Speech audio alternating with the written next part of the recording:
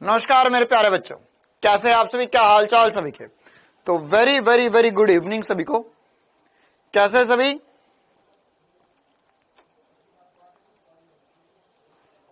चलिए तो करते हैं हम क्लास की शुरुआत।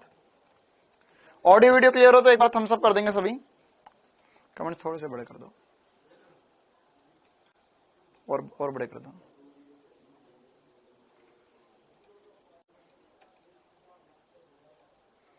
चलिए ओके ओके ओके। हाँ भाई, हाँ राधे राधे। कल तो मजा आ गया, बिल्कुल बहुत बढ़िया, मजा हमें भी आया। ऑडियो वीडियो सब क्लियर है? चलो ठीक है, हम बढ़िया है, मस्त मजे में। चलिए तो करते हैं हम क्लास की शुरुआत। मात्रक और मापन आज हमारी दूसरी क्लास है ना। तो आज से हम मात्रक और मापन को और डिटेल में पढ़ेंगे। कल की क्लास में हमने बेसिक सी बातें करी थी। कल की क्लास में हमने भौतिक जगत पे चर्चा करी थी। भौतिक जगत पे बिल्कुल छोटी छोटी सी चर्चा है, वो सारी हमने कर ली है। भौतिक राशियां क्या होती है ये भी मैंने आपको बता दिया था। इसका वर्गीकरण भी हमने देख लिया था। मात्रक क्या होते हैं ये अब हमें समझना है। मात्रक का वर्गीकरण क्या होता है ये अब हम समझेंगे, और विमाएं समझेंगे, और विमीय विश्लेषण के अनुप्रयोग ये अब आने वाली क्लास में देखेंगे। लेकिन आज हम विमाओं पे डिटेल में चर्चा करने वाले हैं, ठीक है। तो हम बढ़िया तरीके से बेसिक से पढ़ाया, बेसिक कैलकुलेशन, हाँ बेटा बिल्कुल बेसिक से पढ़ाया हमने। Thank you thank you. हाँ तो कल की क्लास का मतलब जो परसों की क्लास थी उसका मैं थोड़ा सा रिकैप दूंगा पहले आपको, क्योंकि मैंने ये कुछ डेफिनेशंस जो थी वो आपको बोलकर बताई थी, और मैंने आपको बोला था कि थ्योरेटिकली लिखी हुई आपको नोट्स में मिल जाएंगी। तो ये वाली पीडीएफ मिली होंगी जिसके अंदर ये सब कुछ जो मैंने पढ़ाया था वो सब कुछ था। लेकिन ये सारी डिटेल में बातें मैं आपको एक बार पढ़ के बता देता हूं और एक बार छोटा सा रिविजन करवा देता हूं, ठीक है। चल हाँ बेटा, नया बैच स्टार्ट हुआ, लेकिन वो नया बैच आज से स्टार्ट नहीं हो रहा। वो नया बैच 1 जुलाई से स्टार्ट होगा।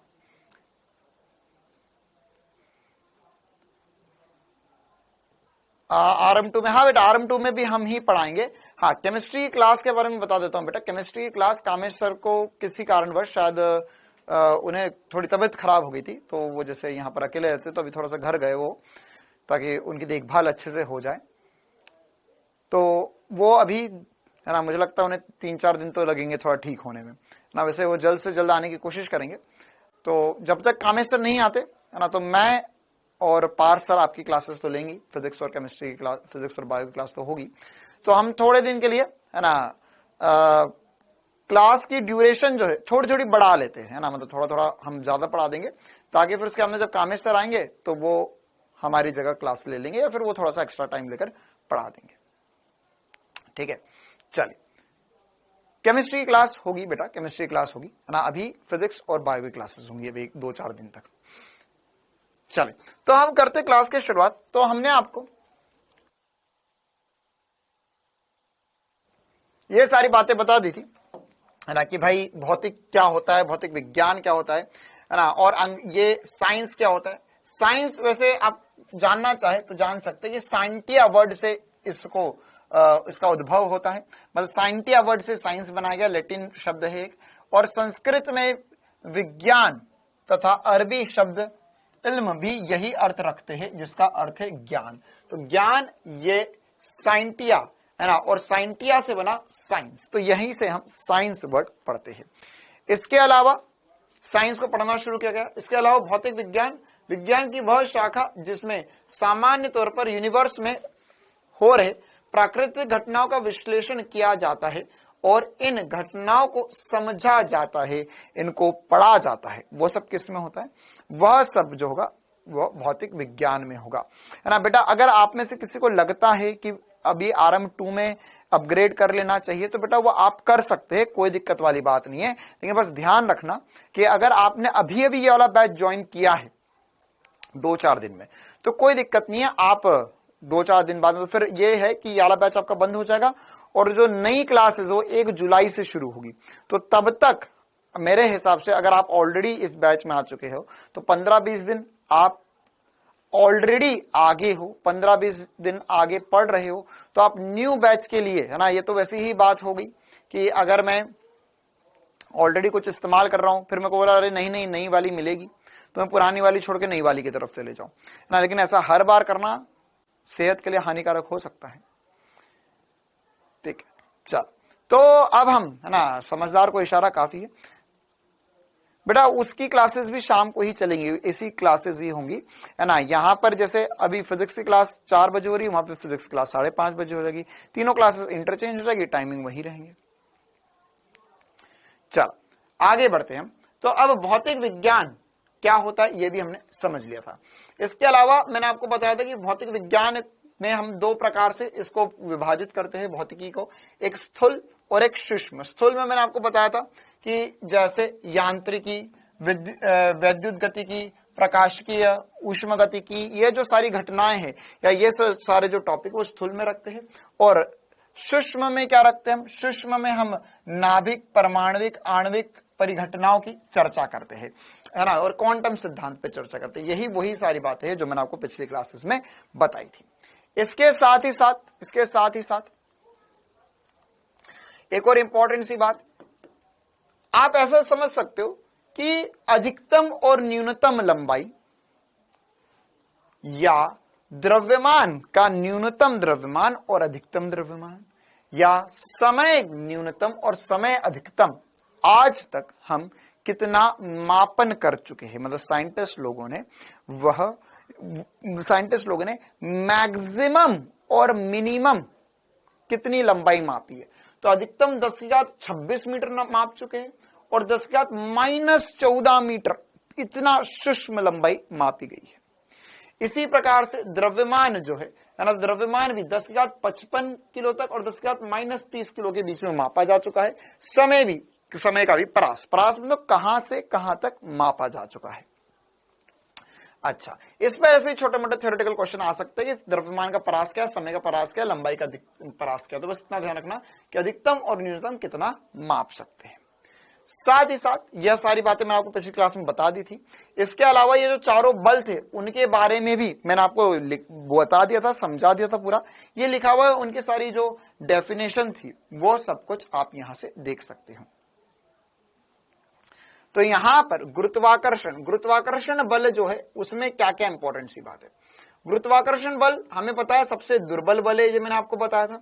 गुरुत्वाकर्षण बल किन्हीं 2 पिंडों के बीच उनके द्रव्यमान के कारण लगने वाला आकर्षण बल है। सबसे इंपॉर्टेंट सी बात बताया था, ये 2 पिंडों के बीच आकर्षण बल होता है या सदैव आकर्षी प्रकृति का बल होता है। साथ ही साथ यह इसके अलावा ये भी बताया था मैंने आपको कि जितनी परिघटनाएं हो रही है, पृथ्वी सूर्य के चारों ओर घूम रहा है या उपग्रह जो है वो पृथ्वी के चारों ओर घूम रहे हैं, ये सब कुछ किसकी वजह से होता है। ये सब कुछ नोट्स में लिखना होगा बेटा ये आपको। तो ये सब कुछ किसकी वजह से हो रहा है? ये सब कुछ जो है वो गुरुत्वाकर्षण की वजह से हो रहा है। शैलेश बेटा, मैंने तुम्हें पिछली क्लास में भी चेतावनी दी थी, ठीक है, तो थोड़ा सा संभल कर रहो। इसी प्रकार से ये क्या है? एक सार्वत्रिक बल है। मतलब क्या हुआ इसका? मतलब ये यूनिवर्सल है, यूनिवर्सल है ना। क्या बोल रहे हैं हम? सार्वत्रिक बल मतलब ये हर जगह लगेगा इस दुनिया में या इस पूरे ब्रह्मांड में। जहां जहां पिंड होंगे, जिन जिनका द्रव्यमान होगा, उन सबके बीच में यह गुरुत्वाकर्षण का बल लगेगा और ये किसी और चीजों पर निर्भर नहीं करेगा, है ना, किसी और चीज पर निर्भर नहीं वाला ये, ठीक है। तो यह कैसा बल है? यह गुरुत्वाकर्षण का बल होता है ना। इसी प्रकार से विद्युत चुंबकीय बल को लेकर भी सारी इंपॉर्टेंट सी बातें मैंने आपको बता दी थी। विद्युत चुंबकीय बल आवेशित कणों के बीच लगता है, यह कूलम के नियम का अनुसरण करता है। फिर गतिशील आवेश चुंबकीय प्रभाव उत्पन्न करते हैं तथा चुंबकीय क्षेत्र गतिमान आवेशों पर बल आरोपित करता है। अब ये वाला पॉइंट क्या है? ये जब आप क्लास 12th में जाएंगे तब हम इसको डिटेल में पढ़ेंगे। क्लास 12th में विद्युत चुंबकीय बल को बहुत डिटेल में पढ़ाया जाएगा, पूरा कूलम का नियम वगैरह बताया जाएगा। फिर उसके हमने यह देखेंगे हम कि जब एक आवेश जो है, आवेश अगर गतिशील है, आवेश गतिशील है, तो गतिशील आवेश जो है वह विद्युत धारा, मतलब आवेश की गति के कारण विद्युत धारा उत्पन्न होती है और उसके साथ ही साथ उसके आसपास चुंबकीय क्षेत्र भी बनता है ना। तो वो चुंबकीय क्षेत्र सब कुछ किसकी वजह से, विद्युत चुंबकीय बल। इसीलिए यहाँ पे दो चीजें लिखी जाती है, विद्युत और चुंबकीय बल। चुंबकीय बल कैसे होता है, गतिमान आवेश के कारण होता है, और आवेश पर ही कौन सा बल लगता है, आवेश के कारण ही कौन सा बल होता है, विद्युत बल ही होता है। इसलिए दोनों चीजें आपस में मिली जुली है। व्यापक रूप से विद्युत और चुंबकीय प्रभाव अविच्छेदित है, इसलिए इस बल को विद्युत चुंबकीय बल कहते हैं ना। इसका मतलब क्या हुआ कि अगर एक इलेक्ट्रॉन होगा तो वो एक इलेक्ट्रॉन या एक आवेशित कण जो होगा वो दूसरे कण पर बल लगाएगा, बिल्कुल लगाएगा बल। अगर वह गति करेगा तो वह अपने आसपास चुंबकीय क्षेत्र भी उत्पन्न करेगा, तो वहां पर चुंबकीय क्षेत्र भी होगा। तो आवेश के कारण विद्युत भी है और आवेश के कारण चुंबकीय भी है, इसलिए ये दोनों एक ही चीज है, विद्युत चुंबकीय क्षेत्र या बल बोलते हैं, है ना। जैसे अगर आपको थोड़ा बहुत पता हो कि जनरेटर कैसे काम करता है ना, तो जनरेटर कैसे काम करता है, या दूसरी बात भी है इसके विपरीत में कि अगर हमने एक धारावाही चालक को बाह्य चुंबकीय क्षेत्र में रखा तो वह गति करने लग जाएगा या उस पे बल लगेगा। या दूसरी बात कि अगर हमने किसी एक चालक पर बल लगाया और वो चुंबकीय क्षेत्र में है तो बल लगने के कारण उसमें धारा उत्पन्न हो जाती है, मतलब करंट चुंबकीय क्षेत्र की वजह से आता है और करंट की वजह से चुंबकीय क्षेत्र होता है। तो दोनों एक ही बातें होगी, दोनों अदला बदली कर सकते हैं ना, दोनों जुड़वा है कि जहां चुंबकीय क्षेत्र है वहां पे धारा बन सकती है और जहां धारा है वहां पे चुंबकीय क्षेत्र बनाया जा सकता है या चुंबकीय क्षेत्र होता ही होता है। गुरुत्वाकर्षण क्षेत्र बल की भांति विद्युत चुंबकीय बल भी काफी लंबी दूरी तक कार्य करता है तथा इसे किसी मध्यवर्ती माध्यम की आवश्यकता भी नहीं होती। इसका मतलब क्या है कि जैसे हमने गुरुत्वाकर्षण बल देखा था वैसे ही हमारा विद्युत चुंबकीय बल भी होता है। यह अनंत तक लग जाता है, अनंत तक लग जाता है ना, अनंत तक लगता है। मतलब कि अगर एक एटम या अगर एक कण रखा हुआ है तो एक कण रखा हुआ है तो उस कण पर अनंत तक विद्युत बल भी लगेगा और अनंत पर चुंबकीय बल भी लग सकता है। अगर आवेशित होगा तो विद्युत बल होगा और उसके अलावा अगर द्रव्यमान है उसके पास तो गुरुत्वीय बल भी अनंत तक लगता है ना। ये दोनों अनंत तक लगते हैं ना, बहुत लंबी दूरी तक। तो ये वाला पॉइंट क्यों बोला जा रहा है, क्योंकि इसी के उल्टे में हमने प्रबल नाभिकीय बल और दुर्बल नाभिकीय बल में देखा था कि सर ये 10⁻⁻15 मीटर और दुर्बल नाभिकीय बल 10⁻⁻16 मीटर कोटि में ही लगता है ना, ये बहुत कम दूरी में लगता है। बाकी यहां पर विद्युत चुंबकीय बल बहुत लंबी दूरी तक लग सकता है। अच्छा, अब यहां पर बेटा ये सारे नोट्स जो है वो क्लास खत्म करोगे तो नीचे क्लास के जस्ट नीचे आपको दिख जाएगा पीडीएफ नोट्स का ऑप्शन, ठीक है, या ऐप के अंदर भी पीडीएफ नोट्स देख सकते हो। इसी प्रकार से गुरुत्वीय बल की तुलना में यह बल कहीं अधिक प्रबल होता है ना, मतलब कि गुरुत्वीय बल तो बहुत दुर्बल था, वीक था, ये बहुत स्ट्रांग होता है ना, ये क्या है, बहुत स्ट्रांग होता है। उदाहरण के लिए मैंने आपको बताया था 2 प्रोटॉनों के बीच में विद्युत बल और उनके बीच लगने वाला गुरुत्वाकर्षण बल जो है 10⁻36 गुना होता है।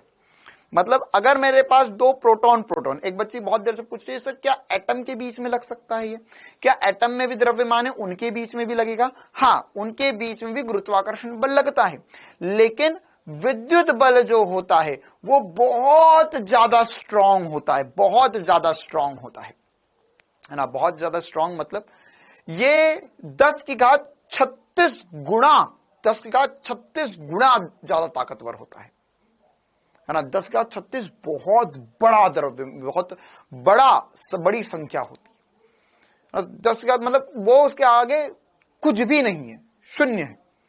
मतलब पूरी पृथ्वी का द्रव्यमान भी 10⁻36 किलो में नहीं है ना।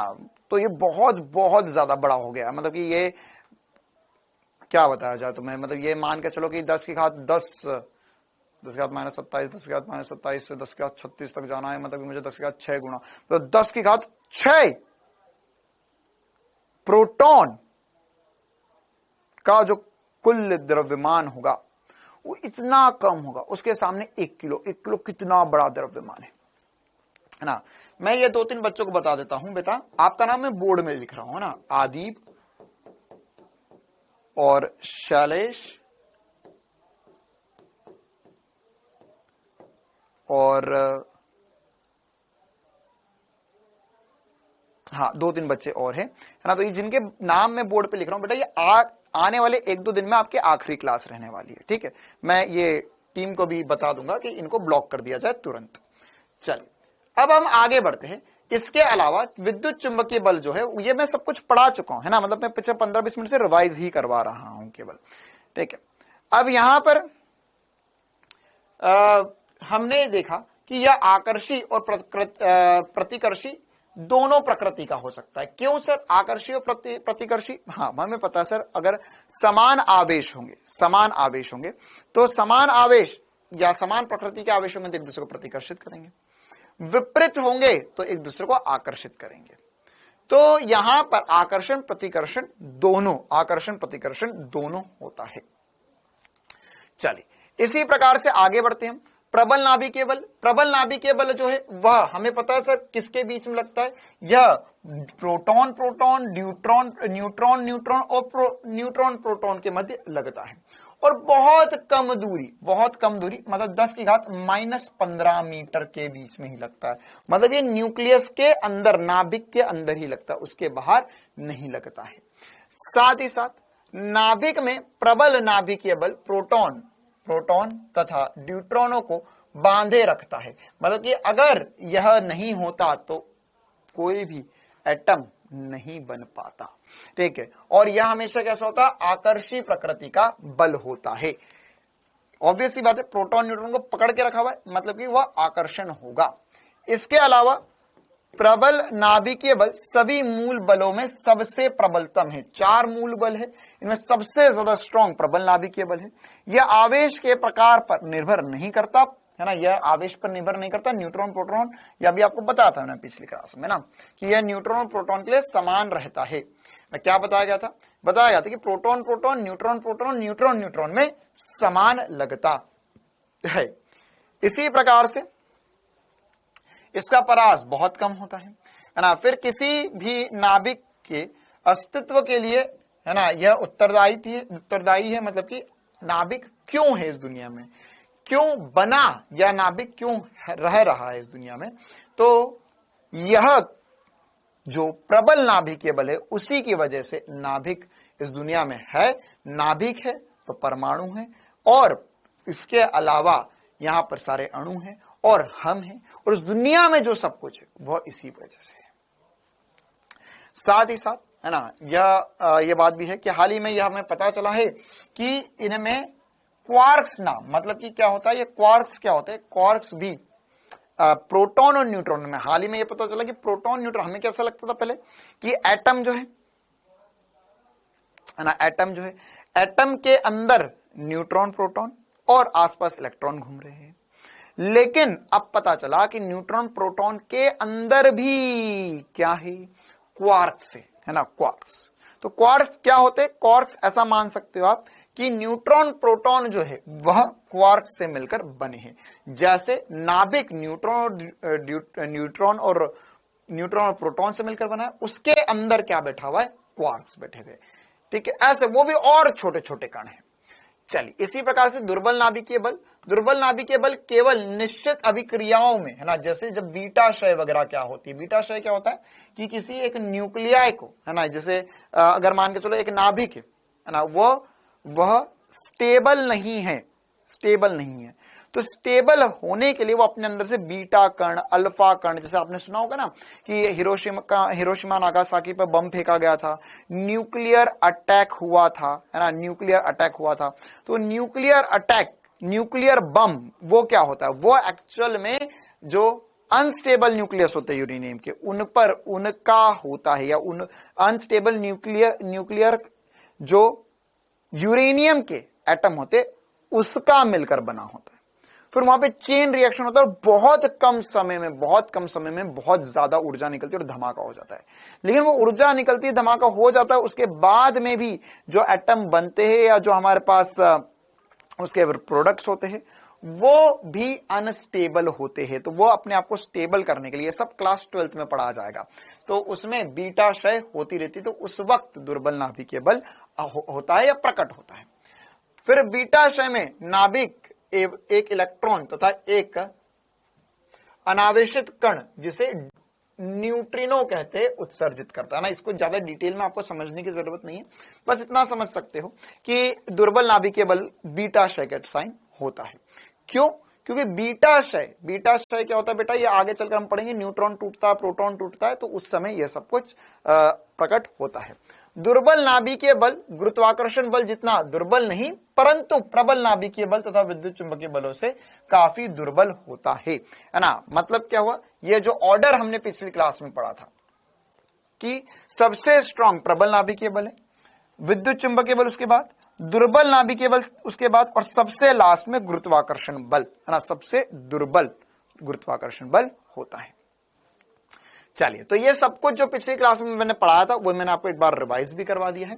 ये एक और इंपॉर्टेंट सा टेबल है, जो सब कुछ मैंने बोला, जो भी सारे पॉइंट्स लिखे हुए उनको संक्षिप्त में एनसीईआरटी का ये टेबल है। तो एनसीईआरटी का इंपॉर्टेंट सा टेबल, इसमें सारी बातें लिखी गई है कि कितने बल होते हैं, कौन सा सबसे स्ट्रांग है, कौन सा सबसे वीक है। तो सब प्रबल नाभिकीय बल सबसे स्ट्रांग है, ये एक, अगर ये अपेक्षित प्रबलता देखे तो अगर ये एक है, तो उससे वीक जो होगा विद्युत चुंबकीय बल 10 के घात -2 हो जाएगा, दुर्बल नाभिकीय बल 10 के घात -13 और गुरुत्वाकर्षण बल 10 के घात -39 होता है।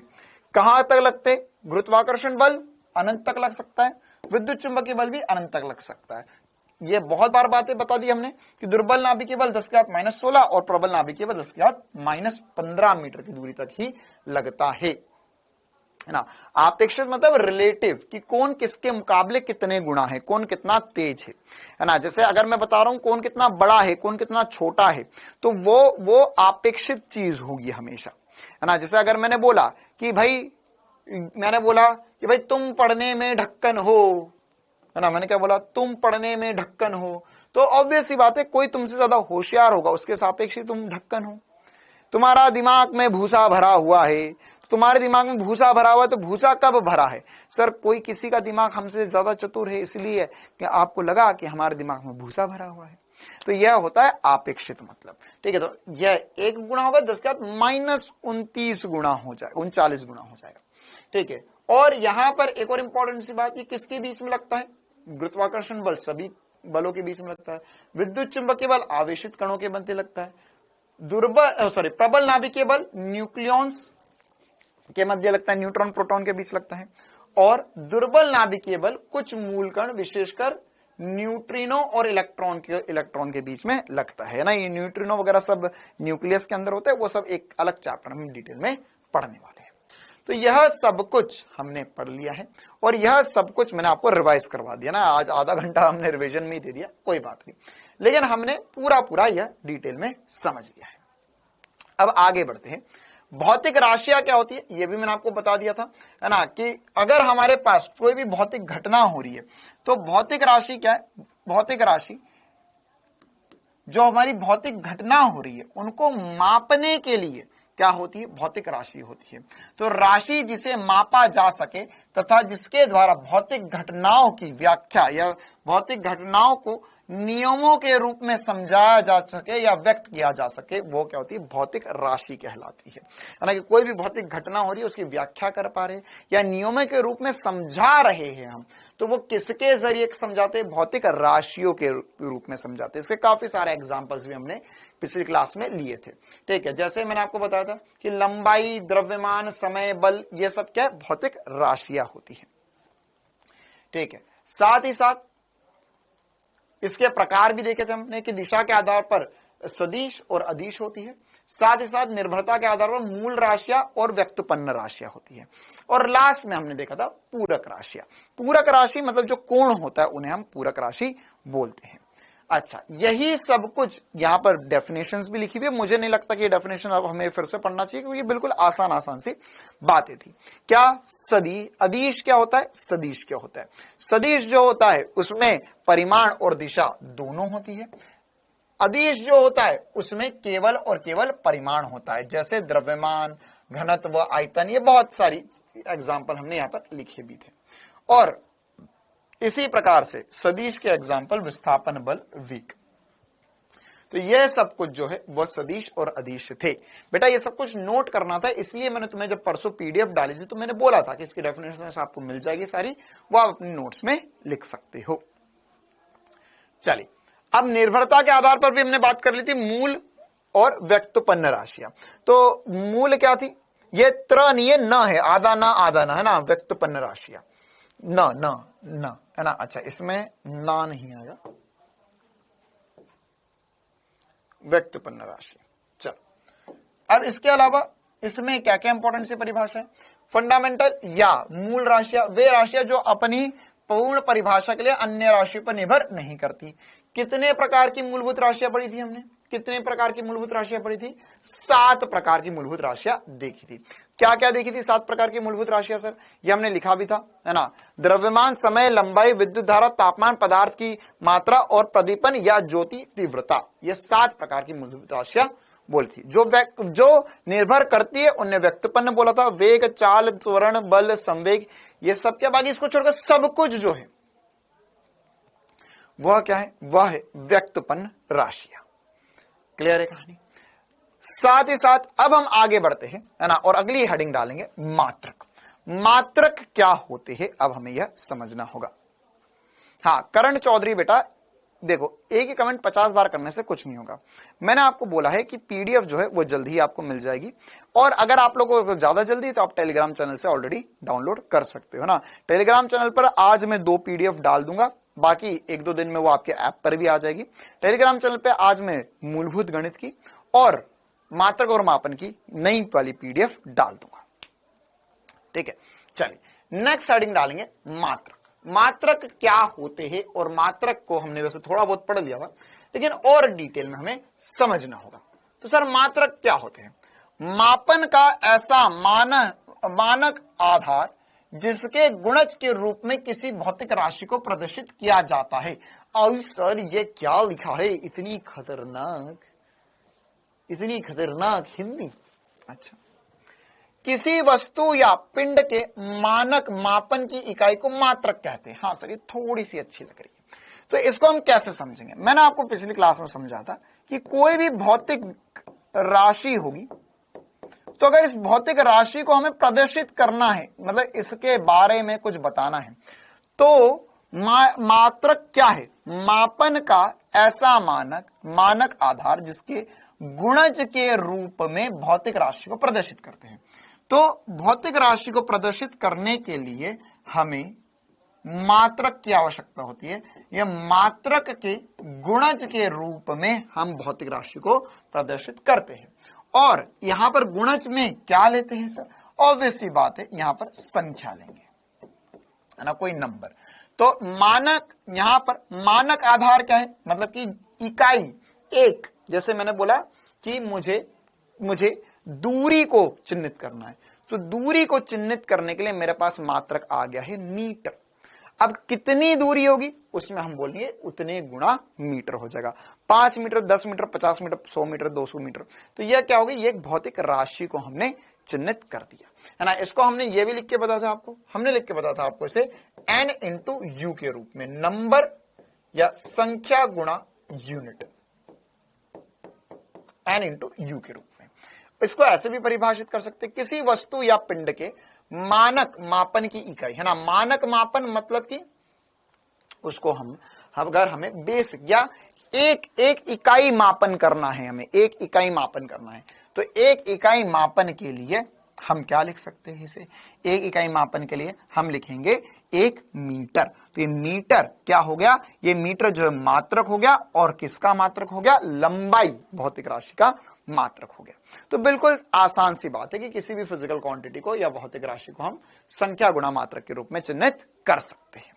ठीक है, अब अगर यहां पर मेरे पास 3 प्रकार की भौतिक राशियां थी, तो क्या उतने ही प्रकार के मात्रक हो सकते हैं, बिल्कुल उतने ही प्रकार के मेरे पास मात्रक होंगे। अलग अलग प्रकार की भौतिक राशियों के अलग अलग प्रकार के मात्रक हो सकते हैं। तो आगे बढ़ते हम, है ना, मात्रक क्लियर सभी ने, आगे बढ़ते हम सबसे पहले यह समझ लेते कि अगर हम किसी भी चीज को मात्रक के रूप में मानते हैं, तो क्या हम हर किसी को, है ना, हर किसी को मात्रक बना लेंगे। जैसे आज से पहले अगर तुम सोचो कि लंबाई कैसे मापते थे, आज के जमाने में हमारे पास स्केल है, हमारे पास स्केल है, हमारे पास इंच टेप होता है, हमारे पास मीटर टेप होता है, उसके जरिए से हम लंबाई माप लेते हैं। या गाड़ी वगैरह में मीटर लगा हुआ होता है, कितनी दूर गाड़ी चली वो हमें दूरी बताता है। लेकिन आज से पहले है ना, या आज भी, हाँ आज भी बहुत सारे लोग करते जरूर होंगे कि भाई क्रिकेट खेलने गए तो एक स्टंप से दूसरी स्टंप कितनी दूर लगाया जाए, तो गिन लेंगे भैया 25 पैर दूर, तो 1 2 ऐसा पैर पे पैर, ऐसा 1 2 3 4 5 6, ऐसा करते करते करते करते करते 25 पैर होंगे या 22 पैर होंगे, बिल्कुल 22 पैर गिनते भैया निशांत क्या, तो 22 पैर दूर जो है वह 23 पैर दूर, बहुत बढ़िया। तो उतनी दूर पे स्टंप लगा दो। या अगर आपसे पूछते थे भाई कि बताओ यहां से वहां तक की लंबाई कितनी है ना, या ये बोर्ड कितना लंबा है, तो ये ऐसा करेंगे 1 2 3 4 5 6 7 8, 8 और 1 उंगली है ना, तो 8 हाथ और 1 उंगली के बराबर ये बोर्ड की लंबाई है। तो ये तो सर मजेदार बात नहीं है। क्यों मजेदार बात नहीं है? क्योंकि अगर मैं यही चीज कर रहा हूं तो अगर अभी मेरे हाथ से मापा है तो शायद इतना आएगा, है ना, या मान के चलो कि कोई बच्चा है ना, उसका हाथ छोटा है, तो मैं मेरा हाथ 8 हाथ 1 उंगली आई है, उसके तो 9 हाथ पूरे पूरे आ जाए, या किसी का हाथ मेरे हाथ से भी बड़ा है तो हो सकता है उसके 8 हाथ में कवर हो जाए। तो ये जो मापन के लिए हम मात्रक चुन रहे हैं, है ना, कि कितने कितने हाथ या कितनी हथेली मिलकर बनाएंगे, तो ये तो गलत ही हो गया। कितने कदम, तो हर एक के कदम अलग अलग हो सकते हैं। तो इसके लिए हमें मात्रक कुछ ऐसे चुनने चाहिए कि वो मात्रक जो है वो बढ़िया हो। तो उनमें बढ़िया में क्या क्या होना चाहिए, बढ़िया में कैसे होना चाहिए, तो सबसे पहली बात तो वो सुपरिभाषित हो, जिसे एकदम आसानी से परिभाषित किया जा सकता है, मतलब सर डिफिकल्ट ना हो। 1 मीटर, हाँ सर इतनी बड़ी लंबाई जो होगी उसे 1 मीटर बोलते हैं, एक स्केल से हम 1 मीटर बना सकते हैं, ठीक है। या अपरिवर्तनीय हो, मतलब कि वो बदले ना, 1 मीटर लंबाई जो है वो हमेशा 1 मीटर ही रहे। जैसे अभी हम ले रहे थे कि कितने कितने हाथ के पंजे, है ना, हाथ के पंजे गिन रहे भाई कि कितने दूर है ये, तो यहां पर कितने पंजे होंगे, तो कितने पंजे होंगे, 5 पंजे, सारा 5, तो ये ऐसे तो 5 8 9, तो ऐसे तो हर एक के हाथ पर डिपेंड करेगा, हथेली पर डिपेंड करेगा। तो जितना ज्यादा हाथ बड़ा हो जाएगा उतने कम में डिस्टेंस कवर हो जाएगा। तो ये परिवर्तीय हो गया। लेकिन हमारे लिए जो भी मात्रक लेंगे वो अपरिवर्तीय होना चाहिए, वो दाब ताप समय पर परिवर्तित ना करे, वह सुलभ होना चाहिए, है ना, सुलभ होना चाहिए। मतलब आसानी से ना उसकी जो उत्पत्ति जो हो वो आसानी से हो जाए। मतलब ये हमें 1 मीटर स्केल बनाने में ऐसे कोई बहुत बड़ा काम नहीं करना है, या 1 किलो बाट बनाने में स्टील का होगा तो वो 1 किलो बाट इतना बड़ा, सॉरी ये जितना वजन होगा वो 1 किलो बाट। या अगर हम आजकल बाट का इस्तेमाल ना करते हुए वो इलेक्ट्रॉनिक तराजू का इस्तेमाल करने लग गए हैं आजकल, है ना, गए हो कि नहीं इलेक्ट्रॉनिक तराजू, पता नहीं इलेक्ट्रॉनिक तराजू क्या, जैसे शक्कर वक्कर आजकल उस पर तोल देते हैं, है ना। या अगर किराने की दुकान पे जाओ तो अब इलेक्ट्रॉनिक तराजू में चीजें तोल तोल कर दी जाती है ना। पहले के जमाने में ज्यादा सही था कि 1 किलो लेने गए तो तराजू पे 1 किलो का बाट रखते थे, इधर 1 किलो शक्कर, उसमें 50 ग्राम या 10-20 ग्राम ज्यादा भी आ जाए तो भैया को कोई दिक्कत नहीं, दे देते थे। लेकिन आजकल तो इलेक्ट्रॉनिक आ गया, है ना, मतलब ऐसी ऐसी हरकतें कर देते कभी कभी कुछ कुछ दुकान वाले, बिल्कुल बनिए पूरे बनिए। अगर उनसे शक्कर 1 किलो मांगो तो 1 किलो 15 ग्राम हो जाएगी तो 2-4 दाने निकाल लेंगे, 4 दाने निकाल के वापस डाल लेंगे, है ना, बिल्कुल एग्जैक्ट 1 किलो देंगे, ठीक है। वो 4 दाने भले उनके नीचे गिर जाए लेकिन ग्राहक को नहीं देंगे भैया, तो एग्जैक्ट 1 किलो देंगे। तो वो क्या है, वो इलेक्ट्रॉनिक तराजू है ना। तो वो क्या, हम आसानी से वो इलेक्ट्रॉनिक तराजू बनाए जा सकते हैं। हाँ, उसमें दशमलव के बाद में 3 अंक लगे हुए होते हैं। मेरे को समझ नहीं आता वो जिसने इलेक्ट्रॉनिक तराजू बनाया, है ना, इस दुनिया में जिसने इलेक्ट्रॉनिक तराजू बनाया और जो किराना दुकान पे बांटा, तो उसको पता नहीं था भैया गेहूं चावल दे रहे उसमें 10-20 ग्राम से कोई दिक्कत नहीं है ना, तो उससे कोई फर्क पड़ता नहीं है। तो क्या होगा सर उसमें 10-20 ग्राम ऊपर नहीं, लेकिन वो नहीं भैया, दुकान वाले भैया तो है उसमें से निकाल लेंगे, 10 ग्राम भी निकाल लेंगे, देंगे नहीं। हाँ चलो आगे बढ़ते हैं। अब उसके बाद में उसमें वह पुनः उत्पादक हो या उनकी उत्पादकता आसानी से की जा सके, है ना, जैसे उनका प्रतिरूप जो है वो आसानी से बनाया जा सके। जैसे 1 किलो के बाट जो है वो बहुत सारे 1 किलो के बाट हम बना सके, ठीक है, तो उसमें बनाने में कोई दिक्कत नहीं, इसलिए हमने किलो लिया है। क्या लिया है? किलो लिया है हमने, मात्रक। चलो इसी प्रकार से वह प्रयोग में सरल होता है। कुछ बेसिक सी बातें हैं, बेसिक सी बातें हैं जो हमें पता होनी चाहिए। इसके अलावा मात्रक की पद्धतियां, अगली हेडिंग डालेंगे कॉपी में, मात्रक की पद्धतियां। मात्रक की कितनी पद्धति होती है और क्या क्या इंपॉर्टेंट सी बातें होती है यह हमें समझना होगी। तो सबसे पहली बात तो समझते हैं कि पद्धति होती क्या है ना, पद्धति होती क्या है। मतलब सर अगर हमारे पास मूलभूत मात्रकों की बात करें हम, तो अभी हमें पता है कितने मूलभूत मात्रक है, हमारे पास 7 मूलभूत मात्रक है, लेकिन हमेशा से 7 मूलभूत मात्रक नहीं होते थे, है ना। पहले या हम दिनचर्या की बात करें तो पहले ऐसा माना जाता था कि भैया 3 ही मात्रक मूलभूत हैं, या डे टू डे लाइफ में या जो यूजुअली हम इस्तेमाल करते चीजें उसमें 3 ही मात्रक का यूज होता था। बेटा ये क्लास के बाद में आपको पीडीएफ मिल जाएगी, उसमें से आप नोट कर सकते हो, ठीक है। तो 3 ही मात्रक का यूज होता था। क्या क्या? या 3 ही भौतिक राशियों की। अगर मैं अभी हम लोग चर्चा करें या अगर हम लोग दिन भर में किस किस चीज का मापन की बातें करते तो हम तीनों चीजों की बातें करते हैं, ज्यादातर लंबाई, समय और भार या द्रव्यमान, है ना। अगर हम डेली लाइफ की भी बात करें तो सुबह उठकर समय देख रहे हैं, कितनी देर हो गई है, कितनी देर की क्लास है, कितनी देर पढ़ना है, कब से पढ़ रहे हो, तो समय की बात होगी, ठीक है। हम स्कूल जा रहे हैं तो कितनी दूर स्कूल है, स्कूल से घर आ रहे हैं, मार्केट जा रहे हैं, मैं नहीं जा रहा, इतनी दूर है, मेरे से सारे काम करवाते रहते हो घर के, है ना। या फिर मेरे भैया तो बहुत दूर रहते हैं, भैया वहां से आ रहे तो उनसे मंगवा लो, सारा काम मुझसे करवाओगे क्या, ना, सुबह से मैंने ये कर दिया है। तो ये क्या, कैसी बातें कर रहे हो तुम? समय की बातें कर रहे हो, तुम दूरी की बातें कर रहे हो, है ना। या इसके अलावा मम्मी ने थोड़ा सा सामान लेने भेज दिया तो सामान लेकर आ रहे हैं, तो सामान लेकर आ रहे भैया बहुत भारी है। या सामान खरीदने गए थे तो क्या बोलोगे, मुझे 1 किलो आलू दे दो या 1.5 किलो टमाटर लेकर आए। तो ये अगर डे टू डे लाइफ में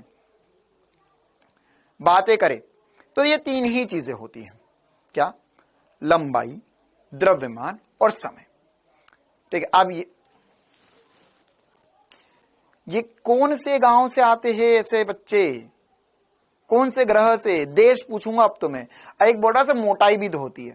अरे मूर्ख, लंबाई, मोटाई, चौड़ाई, ऊंचाई, गहराई, ये सब लंबाई ही है, या ये सब नापेगा तो मीटर में ही।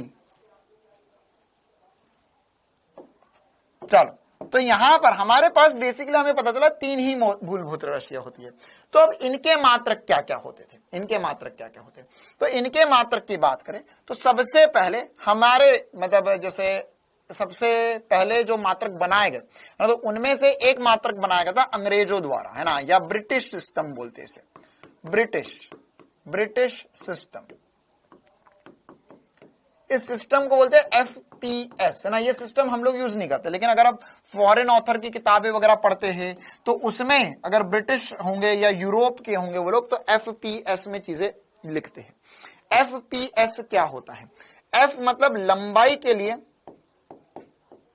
लंबाई के लिए यूज किया जाता है ना, लंबाई के लिए यूज किया जाता है फुट, F मतलब फुट हो गया।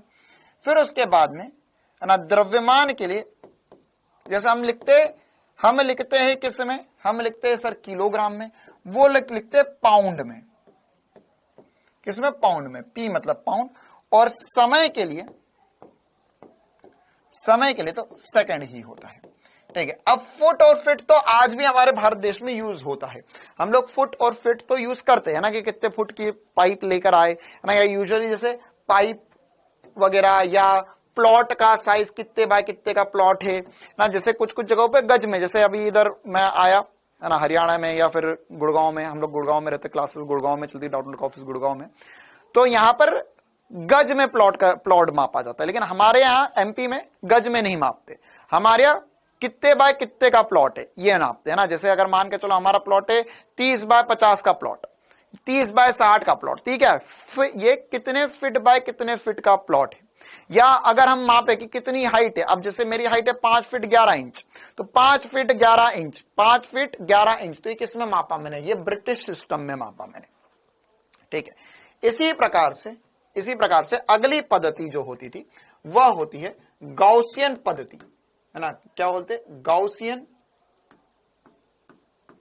अच्छा, आप चाहो तो हिंदी में भी लिख सकते हो, कोई दिक्कत नहीं है, गॉसियन पद्धति, तो गॉसियन को हिंदी में लिख लो।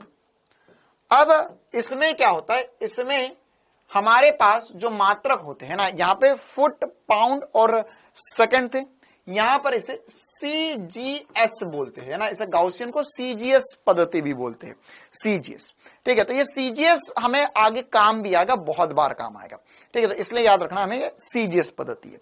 तो सीजीएस पद्धति जो होती है उसमें क्या लिखते हैं बेटा, उसमें लंबाई जो होती है उसे लिखा जाता है सेंटीमीटर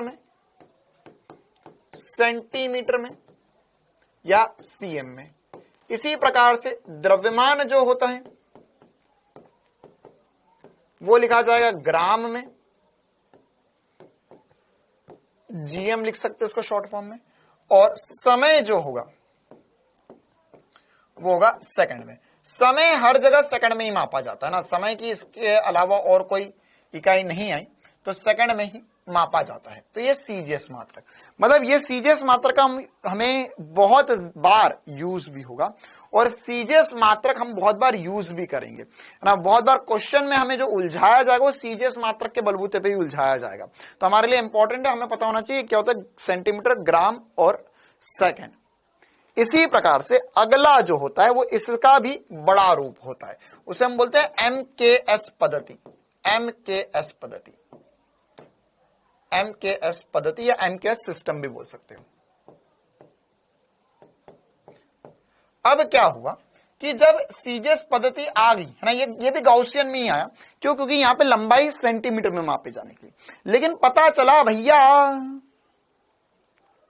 कि ये सेंटीमीटर तो बहुत छोटा है ना। अब ग्राम में तो ये सर द्रव्यमान भी बहुत छोटा हो गया ग्राम में, तो इसको बड़ा बनाया जाए, क्योंकि अगर हम सब्जी भाजी खरीदने जा रहे हैं, है ना, हाँ बेटा गॉसियन फ्रेंच सब वही है ना। तो अब सब्जी भाजी खरीदने जा रहे हैं तो अब हम ऐसा तो नहीं बोलते कि भैया मेरे को 1200 किलो 1250 ग्राम आलू चाहिए, तो ये बहुत अजीब हो जाएगा।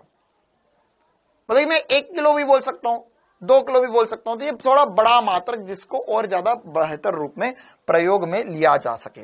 तो एमकेएस पद्धति में जो लंबाई होती है ये किससे बना हुआ है, तो लंबाई जो होती है इसमें वो हम बोलते हैं मीटर में, या एम से चिन्हित करेंगे हम इसे।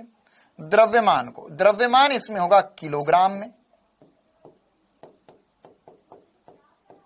किलोग्राम में या केजी बोल सकते हैं हम, और समय जो होगा वह सेकंड में होगा।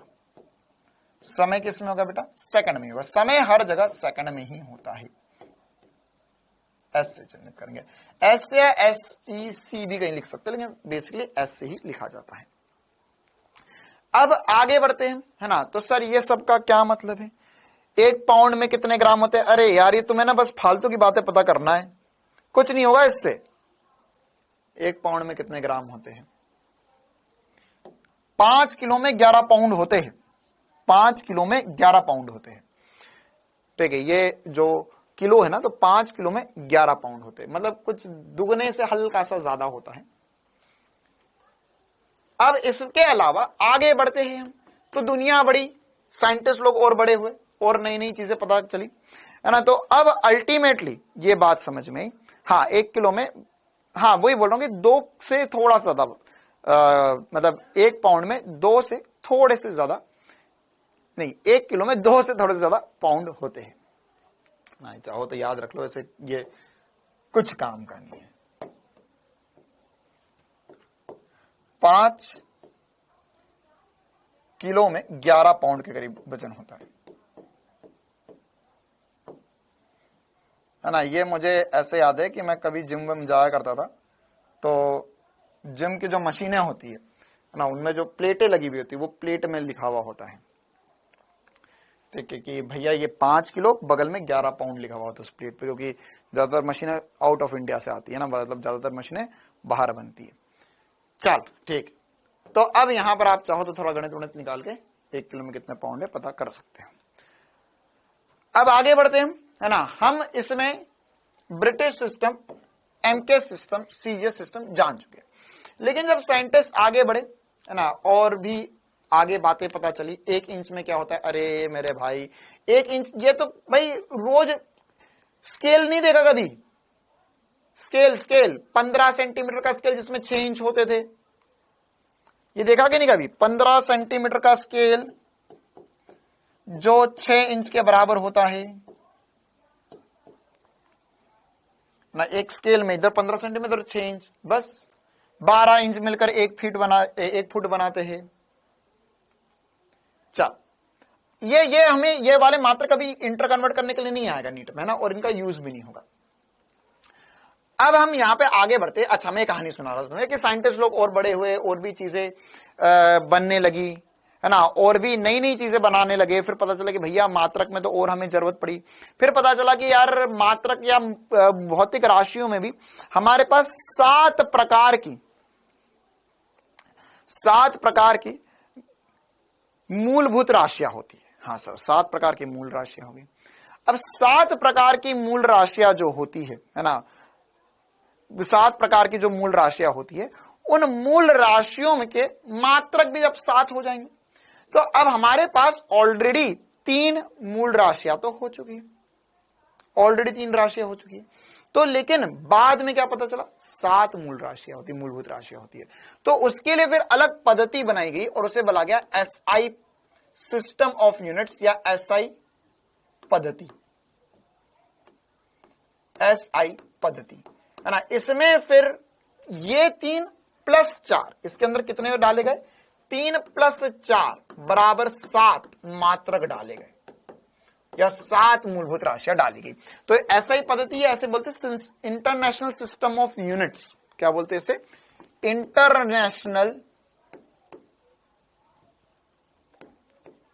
इंटरनेशनल सिस्टम ऑफ यूनिट्स, या फ्रेंच वर्ड होता है इंटरनेशनल डी सिस्टम, तो उससे मिलकर ये एसआई बनता है। तो एसआई सिस्टम होता है। इसके अंदर 7 मूलभूत राशियां होती है। बिल्कुल सही बात सर। तो 7 कौन कौन सी होती है और उनके मात्रक क्या क्या होते, वो एक एक करके हम लिख लेते हैं। तो 7 मूलभूत राशियां, जैसे सबसे पहले सर लंबाई, क्या क्या होती है, जल्दी जल्दी बताओ। लंबाई, द्रव्यमान, समय, ये 3 तो हो गई। इसके अलावा लेकर आए थे सर हम तापमान, इसके बाद विद्युत धारा, साथ ही साथ हम लेकर आए थे पदार्थ की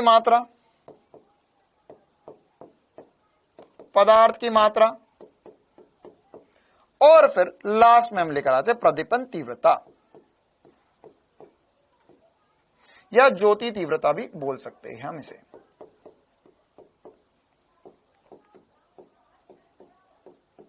अच्छा, अब ये तो मात्रक हो गए हमारे पास।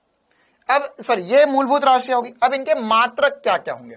तो लंबाई का मात्रक होता है मीटर, ऐसा ही मात्रक क्या है, मीटर, एम से चिन्हित करेंगे।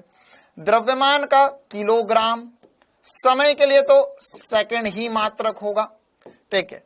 फिर तापमान के लिए क्या होगा, तापमान का एसआई मात्रक केल्विन होता है। डिग्री सेल्सियस और फ़ारेनहाइट नहीं होते, क्या होते, केल्विन होता है। विद्युत धारा के लिए एम्पियर होता है, ए से चिन्हित करते हैं ना। ध्यान रखना, जब भी हम कोई भी भौतिक राशि का मात्रक लिख रहे हैं तो उसका पहला अक्षर छोटा ही लिखेंगे, एम्पियर में ए कैपिटल नहीं लिखेंगे, छोटा एम्पियर लिखेंगे। लेकिन अगर मैं केवल ए बोल रहा हूं, मतलब वो मैं कैपिटल लिखकर एम्पियर से लिख सकता हूं। जैसे अगर मैं लिखा 5 एम्पियर, तो मैं ये 5 एम्पियर लिखूंगा, ये सही लिखा हुआ है। 5A, हाँ ये भी सही लिखा हुआ है। लेकिन अगर मैं लिख रहा हूं 5 एम्पियर, तो ये गलत हो गया। क्यों? ये ए जो है वो कैपिटल नहीं लिख सकता। अगर मैं कैपिटल लिख रहा हूं तो केवल यही हो जाएगा, और स्मॉल यूनिट लिख रहा हूं तो मैं पूरा पूरा स्मॉल में ही लिखूंगा। इसी प्रकार से पदार्थ की मात्रा होता है सर मोल, और प्रदीपन तीव्रता या ज्योति तीव्रता जो होती है वो कैंडला में होती है। ये कैंडला क्या होता है, कहाँ का कैंडल है, यह कहां से आया है, कहां को जाएगा, उससे हमें कोई मतलब नहीं है ना, यह बस होता है कैंडला, है ना। तो ये जो प्रदीपन तीव्रता है या ज्योति है वो कहां से आई है, कहां को जाएगी, उससे हमें कोई मतलब नहीं है। हमें बस ये पता होना चाहिए हाँ सर इसका मात्रक जो है वह कैंडला होता है, इसके अलावा और कुछ भी कभी हमसे पूछा जाएगा।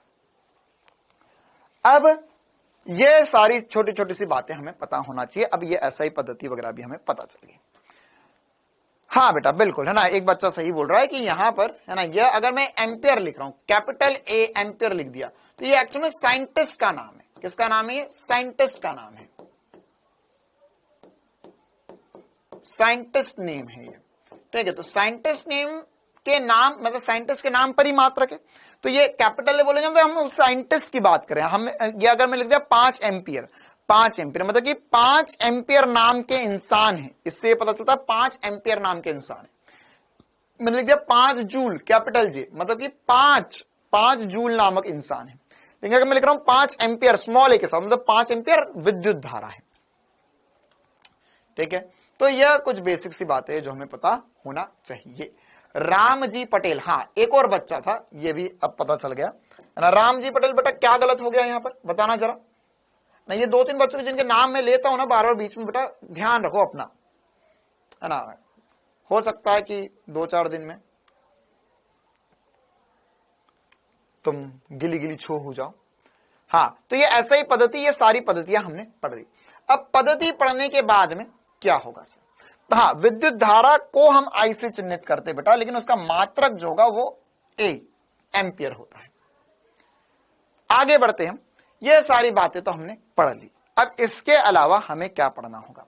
इसके अलावा हमें मात्रक के प्रकार पढ़ने हैं। जैसे हमने भौतिक राशियों के प्रकार पढ़े थे, तो वैसे ही हमारे पास मात्रक होते हैं, और मात्रकों के भी प्रकार होते हैं। सर मात्रक के क्या क्या प्रकार होते हैं? तो जैसे बिल्कुल बेसिक सी बात से स्टार्ट करते हैं, है ना। अच्छा, इसमें अब हम ज्यादा लिखेंगे नहीं, इसमें जो काम की बात है वो ज्यादा जल्दी से देखना चाहेंगे हम। तो बेसिक सी बात, कितने प्रकार के मात्रक हो सकते हैं?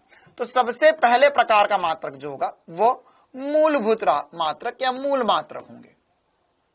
मूल मात्रक, अब मूल मात्रक क्या है? अभी जो मैंने आपको बताए 7 मूल मात्रक, वही 7 मूल मात्रक होंगे, ठीक है। सर आपने पद्धति में 6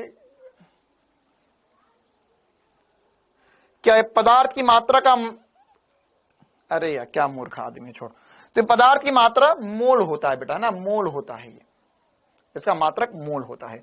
तो अब यहां पर ये जो हमने 7 मात्रक लिखे, 7 मात्रक लिखे हैं, यही 7 मात्रक जो होंगे वह मूल मात्रक कहला जाएंगे, ठीक है। तो मुझे नहीं लगता ये फिर से लिखने की जरूरत है, अगला आप चाहो तो लिख लो ब्रैकेट में, 7 मात्रक होते हैं, है ना, 7 मूल मात्रक होते हैं। या अगर आपके पास ज्यादा जगह है, समय हो, तो ये 7 के साथ फिर से लिख लो बोर्ड पे से। इसी प्रकार से अगला जो होगा वो क्या होगा? व्यक्तपन।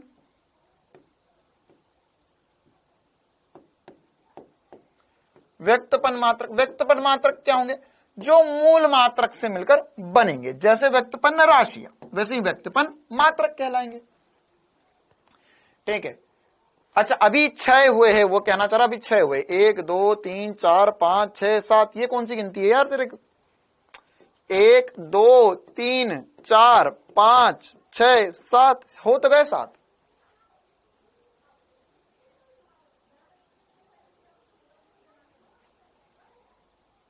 ले आजा, तू पढ़ा ले, आजा, ज्यादा होशियार बन रहा है तू। वो मेरे को ज्ञान दे रहा है कि सर मोल होता है, मोल होता है। अरे मूर्ख प्राणी, तेरे जितने शरीर में, ये तेरे जितने माथे पे बाल नहीं है ना, उससे ज्यादा बच्चे मैं एक बार में देख के निकाल देता हूं।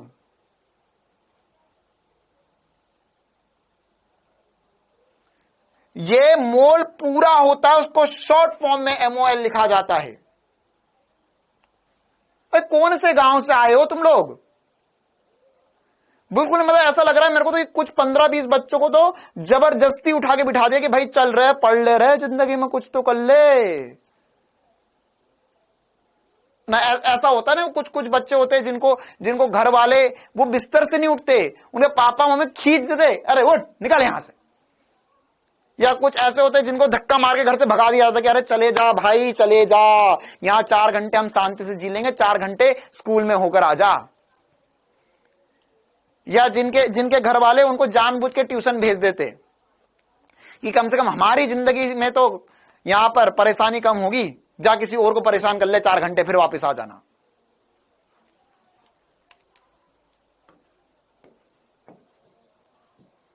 मोल अब अच्छा एक बात बता तू, तुझे पता है? अरे क्या पता, अभी तो कुछ नहीं पता तुझे। चूजा है, जरा सा चूजा है ना, वो ऐसे छोटे छोटे चूजे देखे, वो ची ची ची ची ची ची करते रहते, उनको लगता है अरे मैं कितना सारा बोल रहा हूं, ओहो मैं कितना बड़ा काम कर रहा हूं, अभी घोंसले से बाहर आए नहीं है ना, ऐसा घोंसले से बाहर आए ची ची ची ची ची ची करते रहेंगे।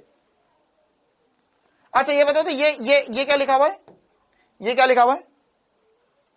बता दो ये क्या लिखा हुआ है? बता अभी होशियार बन रहा था ना, कहां गया वो? राम जी ने सबसे पहले बोला था। बता बेटा ये क्या लिखा हुआ है? ये साइन लिखा है, गलत लिखा है, अधूरा लिखा है। ये पढ़ाया नहीं गई क्या कभी तुझे? ये पूरा लिखा जाता है साइन, ये होता है पूरा साइन, है ना। अच्छा ये क्या लिखा हुआ है? कॉस, गलत है ये पूरा होता है कोसाइन, ये सही होता है। और क्या पढ़ा तूने आज तक?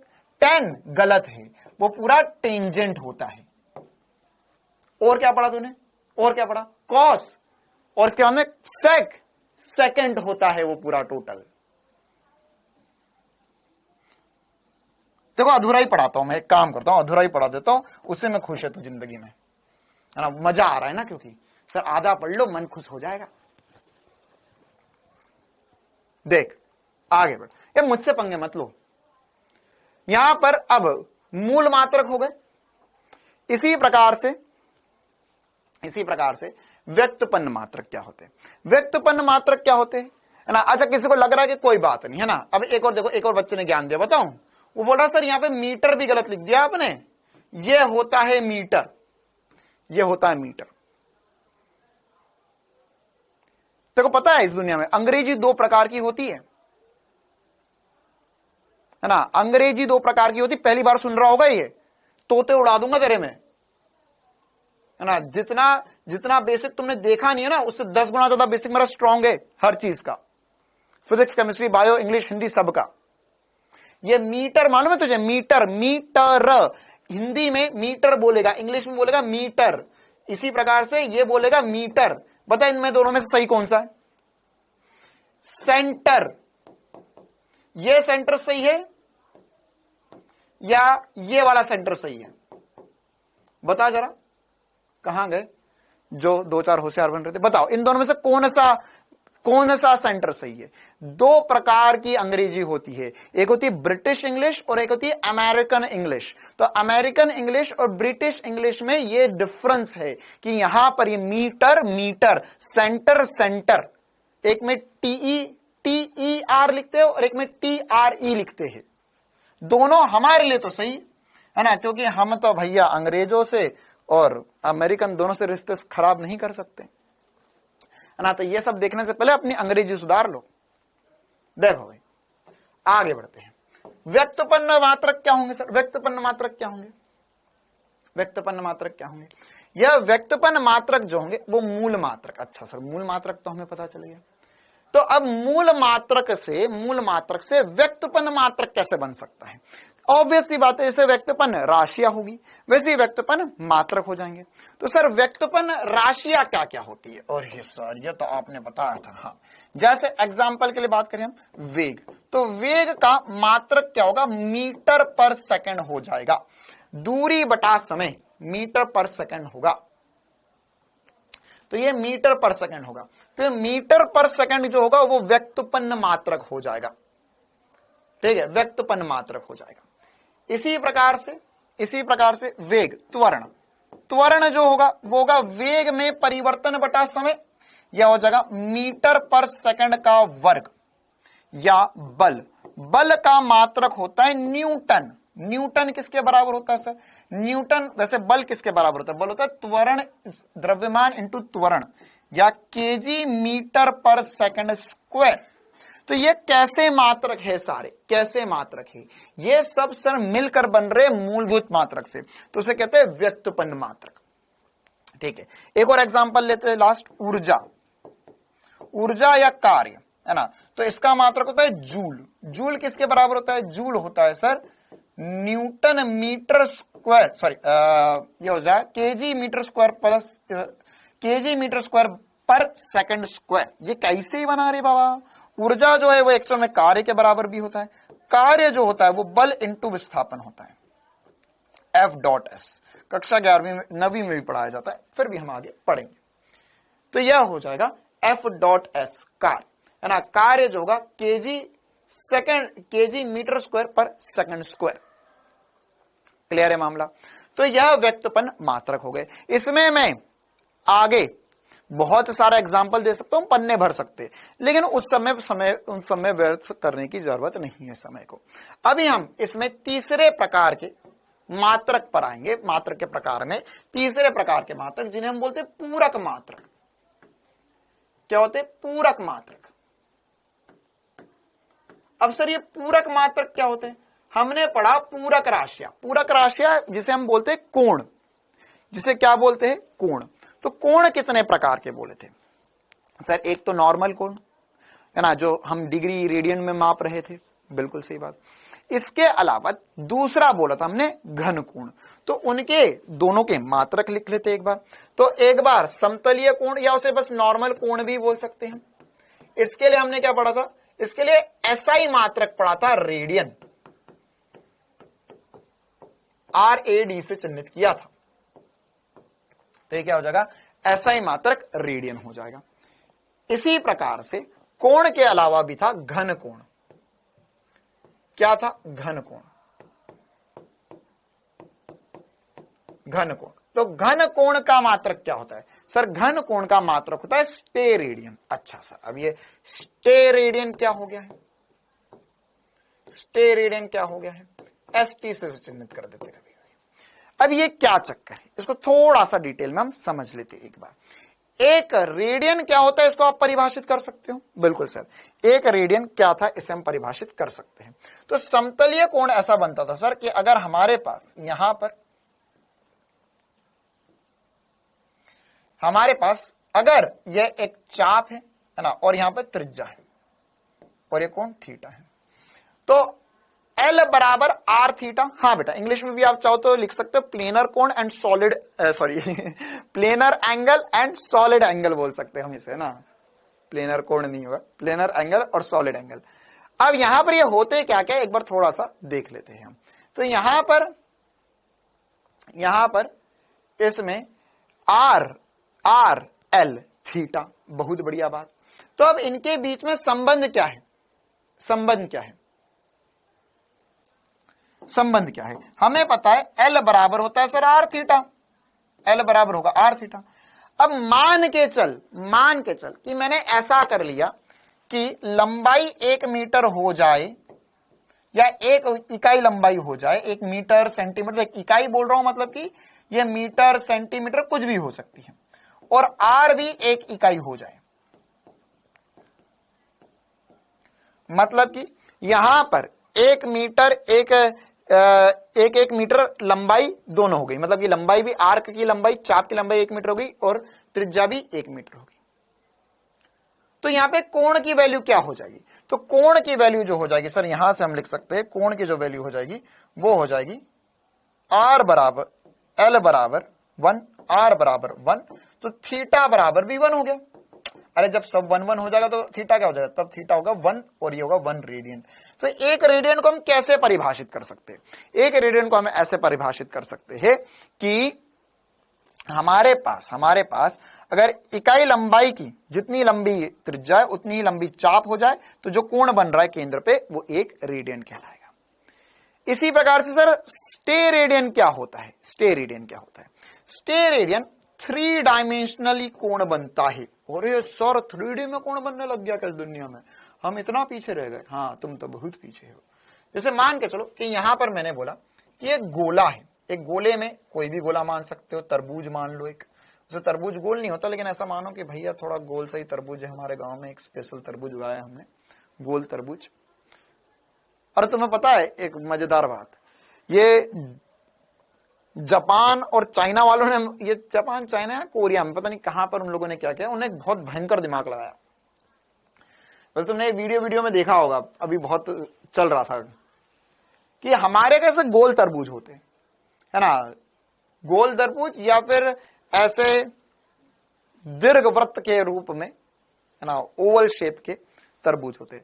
तो अब ये तरबूज को अगर जब हम रखते हैं है ना, तो उसमें क्या हो जाता है, उसमें जगह ज्यादा ले लेते ही है ना, जगह ज्यादा ले लेते, एक के ऊपर एक ऐसा रखा, एक ऐसा टेढ़ा मेढ़ा, गिरने की पॉसिबिलिटी बहुत रहती है। हाँ, स्क्वायर तरबूज तो घन के आकार में। उन लोगों ने क्या दिमाग लगाया, उन्होंने बोला कि जब तरबूज छोटा होता है, तरबूज छोटा होता है तो उसके ऊपर एक, मतलब ऐसा तरबूज छोटा सा है तो उसके ऊपर एक बड़ी सी स्क्वायर शेप की या घन के आकार की कैप लगा देते। अब जब बड़ा होता जाता, बड़ा होता जाता, बड़ा होता जाता, तो उस जो जितने साइज का घन है उतनी ही साइज का तरबूज बन पाता है, मतलब एक घन के आकार का, या ऐसा चारों ये 6 जगह पर स्क्वायर रूप में तरबूज बनता है।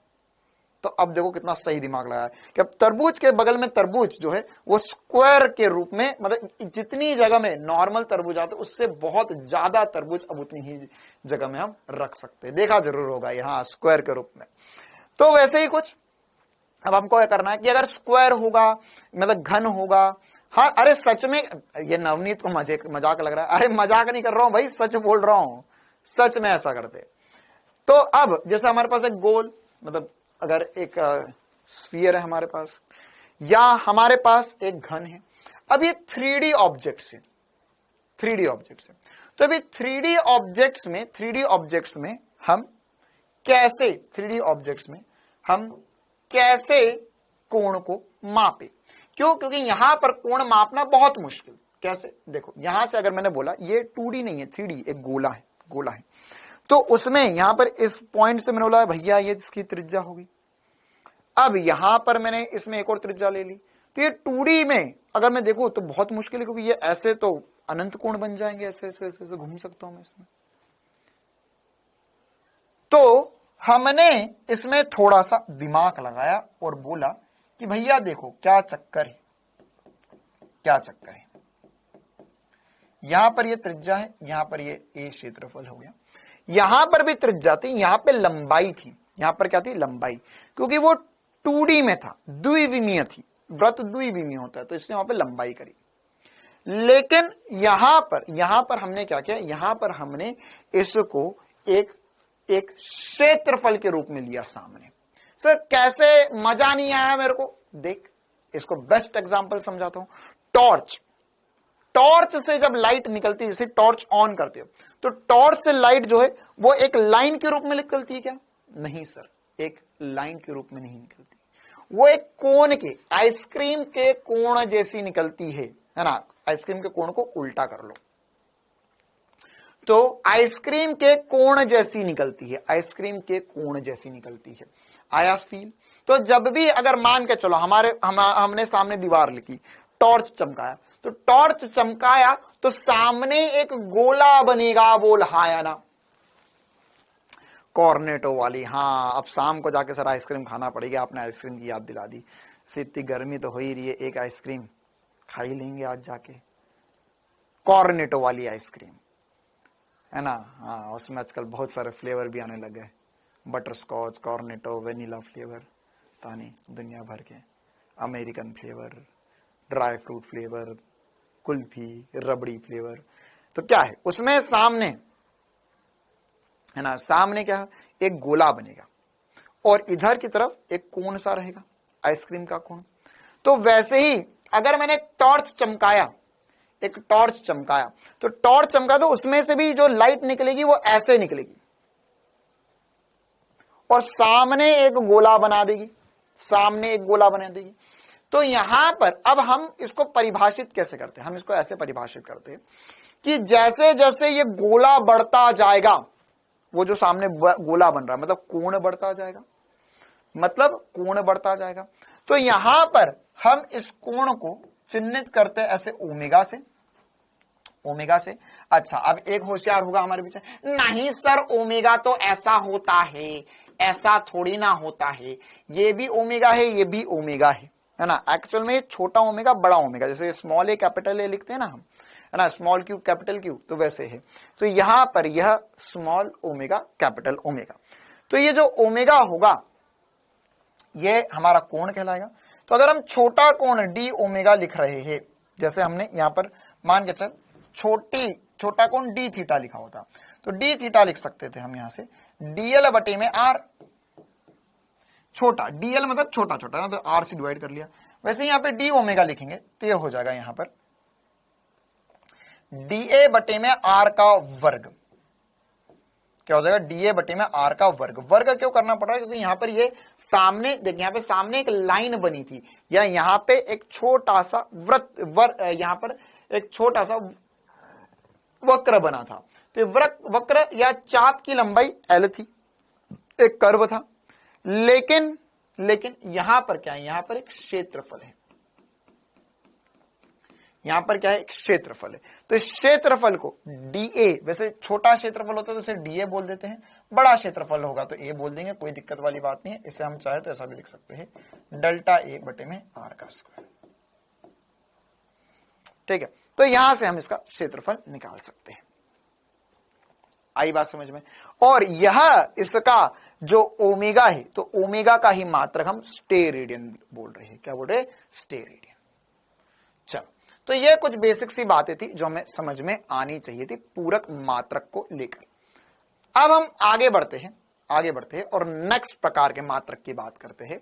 आगे बढ़े, चौथे प्रकार के मात्रक की बात है। सर चौथे प्रकार का मात्रक कहां से हो गया, चौथे प्रकार, ये फॉर्मूला इंपॉर्टेंट नहीं है ना, ये मतलब इतना नहीं इंपॉर्टेंट है, कहीं नहीं लगेगा हमें।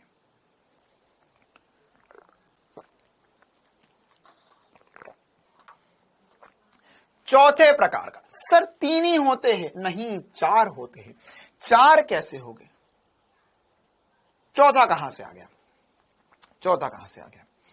तो चौथा जो होगा, हाँ बेटा, स्टेरेडियन को एस आर भी लिख देते कहीं कहीं पर, और कुछ कुछ ऑथर जो है उसे एस टी, मतलब कुछ कुछ जो किताबें उसे एस टी से भी लिख देती है, ठीक है। तो कोई दिक्कत वाली बात नहीं है, अगर आपको एस आर से भी लिखा हुआ मिल जाए तो कहीं पर से। इंडिया में जितने बुक्स होती है ज्यादातर एस टी ही लिखते हैं। अब इसके अलावा चौथा, सर चौथा कहां से आ गया, ये चौथा कहां से आ गया, 4 पाई स्क्वायर होता है क्या यार, ये बताने के लिए ना समय लगेगा, चलो बता देते हैं। बताऊं एक गजब की बात बताऊं तुम्हें, हाँ भाई एक बच्चा बोल रहा है सर नहीं नहीं और थोड़ा बताओ, एक बहुत गजब की बात बताऊं, लेकिन उसके लिए तुमको थोड़ा सा गणित का फॉर्मूला आना चाहिए, तभी ये गजब की बात पता चल पाएगी। बताऊं पक्का, नहीं नहीं चलो ठीक है छोड़ देते, चलो बता ही दो।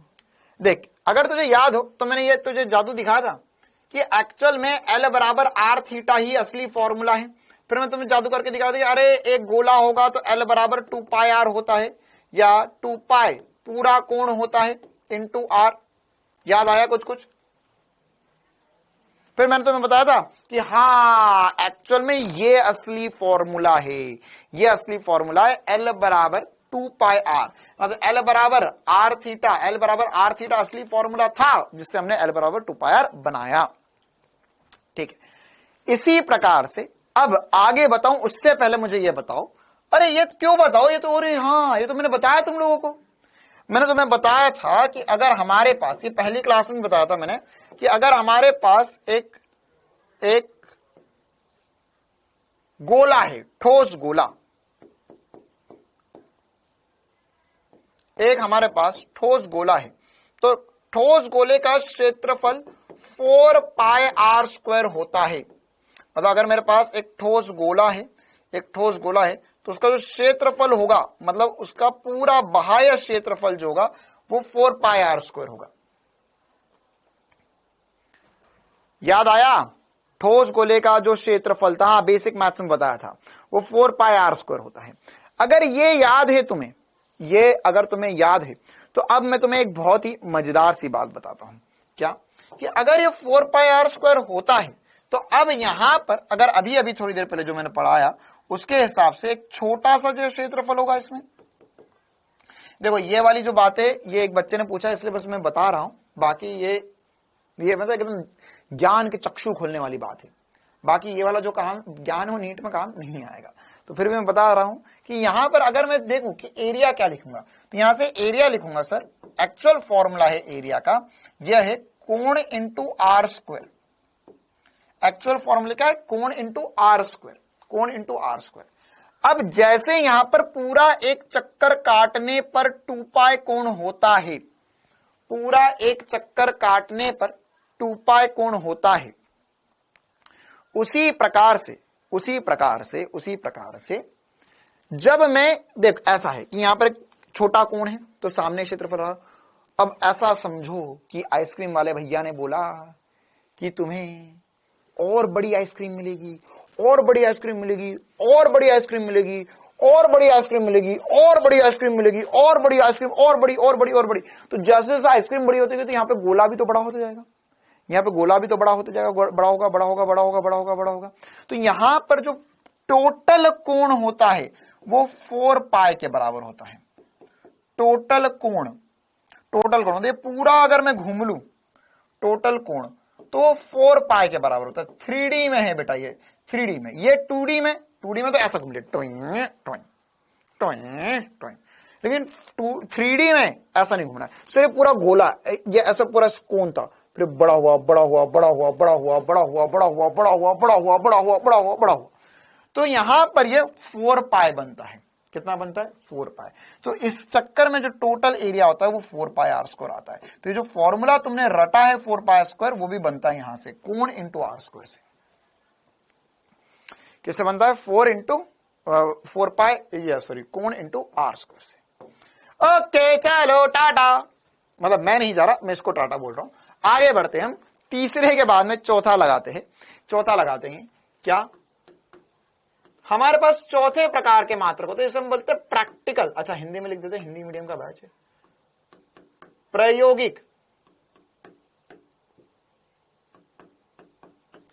प्रायोगिक मात्रक।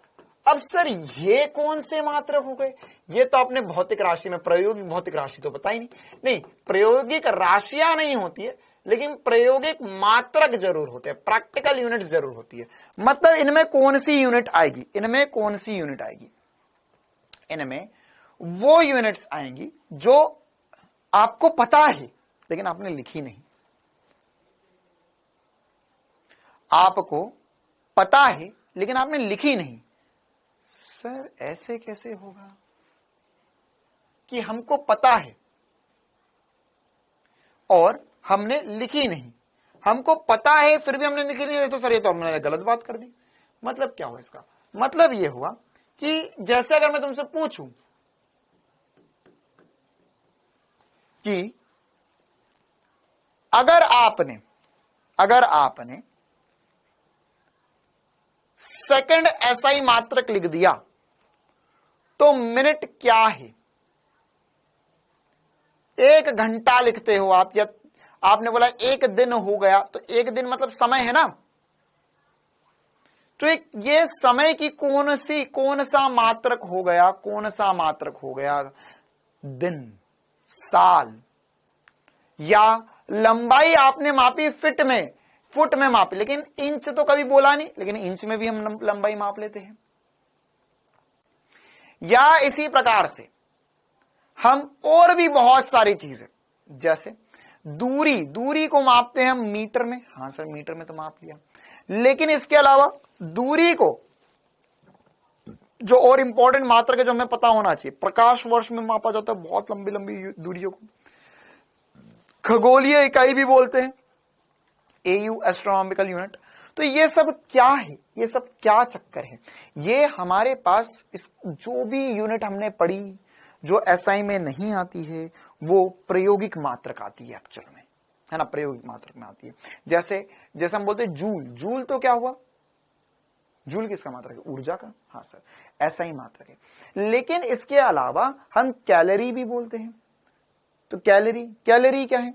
कैलोरी जो है सर वो प्रायोगिक मात्रक होगा। तो इसके अलावा जो भी मात्रक आपने बोलचाल की भाषा में सुने हो या कहीं ना कहीं यूज करे हो, वो सब क्या है? वो सब प्रायोगिक मात्रक है। तो एक एक करके हम कुछ प्रायोगिक मात्रक के एग्जाम्पल्स दे रहा हूं मैं आपके, एक एक करके हम लिखेंगे, क्योंकि हमें जैसे टेस्ट वेस्ट में ये पूछ सकता है कि बताएं भैया यह जो बोला गया है, जैसे बोला पारसेक किसका मात्रक है?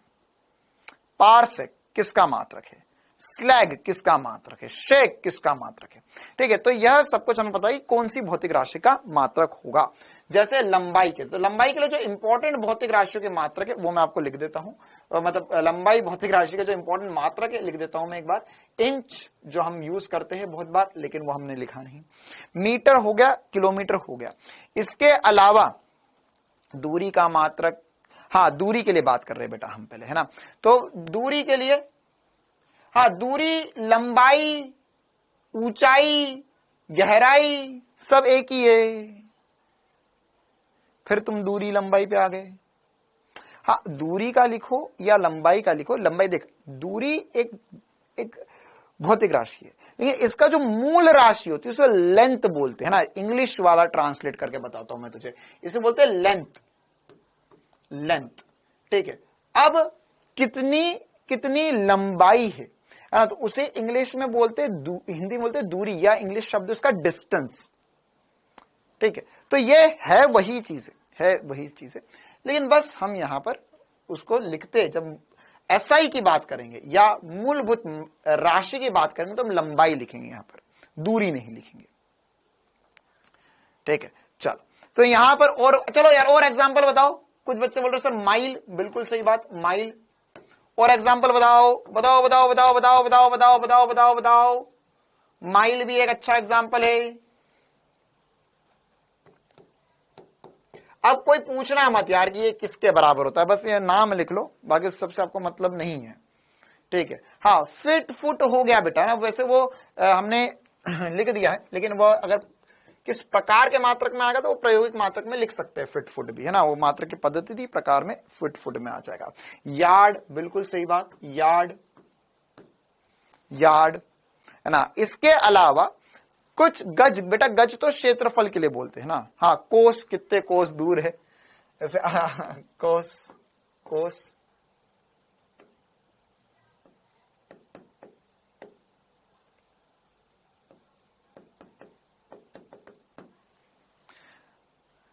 हाँ, अब इसके अलावा कुछ मैं बता रहा हूं, 2-3 मैं बता रहा हूं जो आपको याद रखना है ना। ये तो इतना नहीं पूछा जाएगा, लेकिन जो अब मैं बता रहा हूं ना वो बहुत ज्यादा पूछा जाएगा।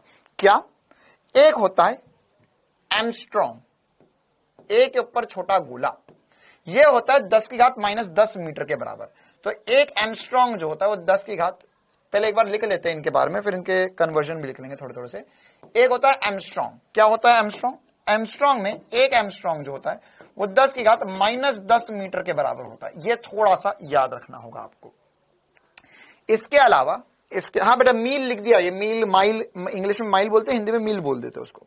इसके अलावा एक होता है एयू, या इंग्लिश में इसे बोलते हैं एस्ट्रोनॉमिकल यूनिट।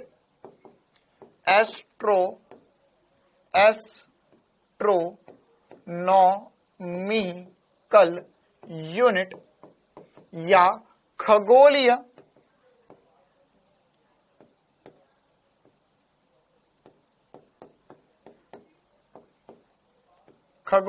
इकाई। ये क्या होता है ना, इसकी परिभाषा हो सकता है कहीं पर आपको पूछ ले, लेकिन ये पता होना चाहिए आपको क्या होता है।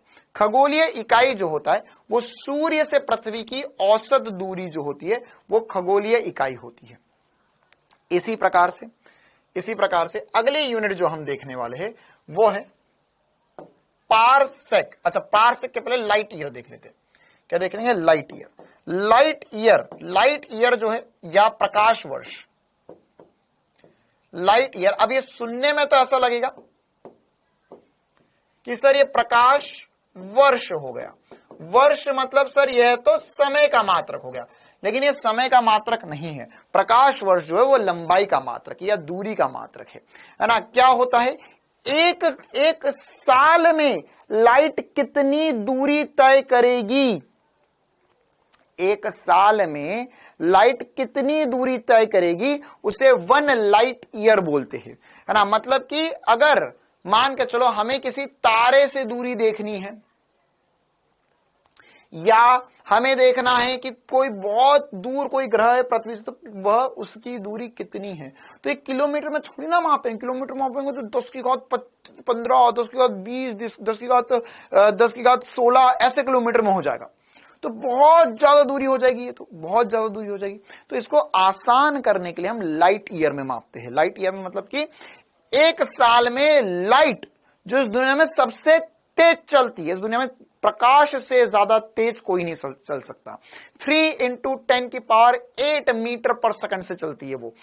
3 × 10⁸ मीटर पर सेकंड से चलने वाली चीज अगर 1 साल तक चलेगी तब वो दूरी 1 प्रकाश वर्ष होगी।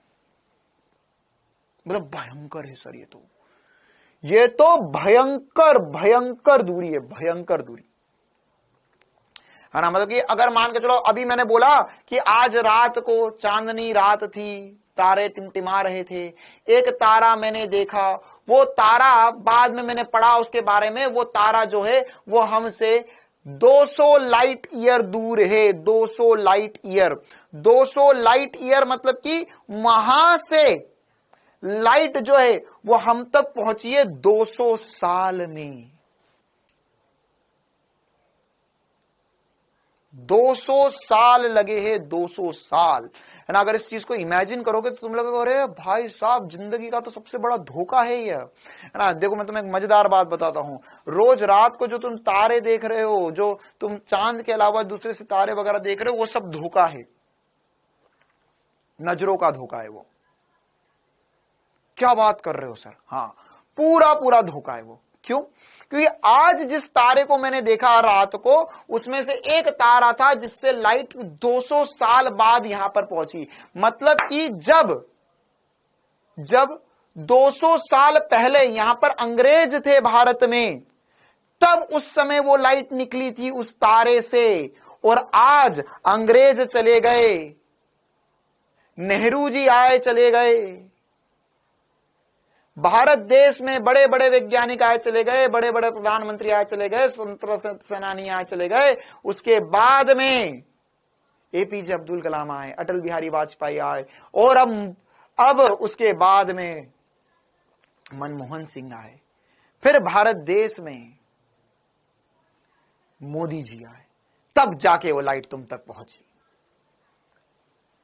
तब जाके वो लाइट पहुंची, है ना। तो भाइयों और बहनों, वो लाइट जो है वो किसका इंतजार कर रही थी, पता चला।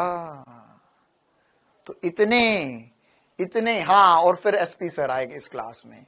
तो आज मैं आया हूं इस क्लास में, तो आज शाम को वो लाइट जाके देखना जिसका तुम्हें नहीं, जिसका उसे था इंतजार, वो घड़ी आ गई, वो लाइट जो है वो यहां तक आ गई। आई बात समझ में? ठीक है। तो मतलब अब ये तो मैं एग्जांपल दे रहा हूं 200, कुछ तो हजार लाइट ईयर दूर है, और कुछ तो उससे भी ज्यादा लाइट ईयर दूर है ना। कुछ तो उससे भी ज्यादा लाइट ईयर दूर है, मतलब कुछ तो 10 हजार लाइट ईयर दूर है। अब ऐसा उल्टा भी सोच कि यहां से जो लाइट जा रही है वो दूसरे ग्रहों पे जा रही है। अब मान के चल कि वहां पे कोई एलियन बैठा है,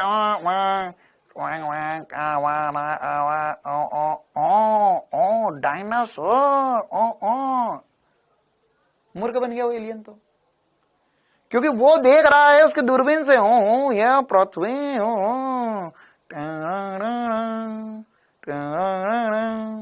डायनासोर, लड़ाई चल रही है। काय के डायनासोर? क्यों? क्योंकि लाइट जब पृथ्वी से निकली थी तब डायनासोर थे, लाइट उस तक पहुंची तब तक यहां डायनासोर का सफाया हो गया, इंसान आ गए, इंसानों ने पूरा जो भी वातावरण था आसपास का, जो पूरी पृथ्वी के था, उसका नक्शा बदल दिया।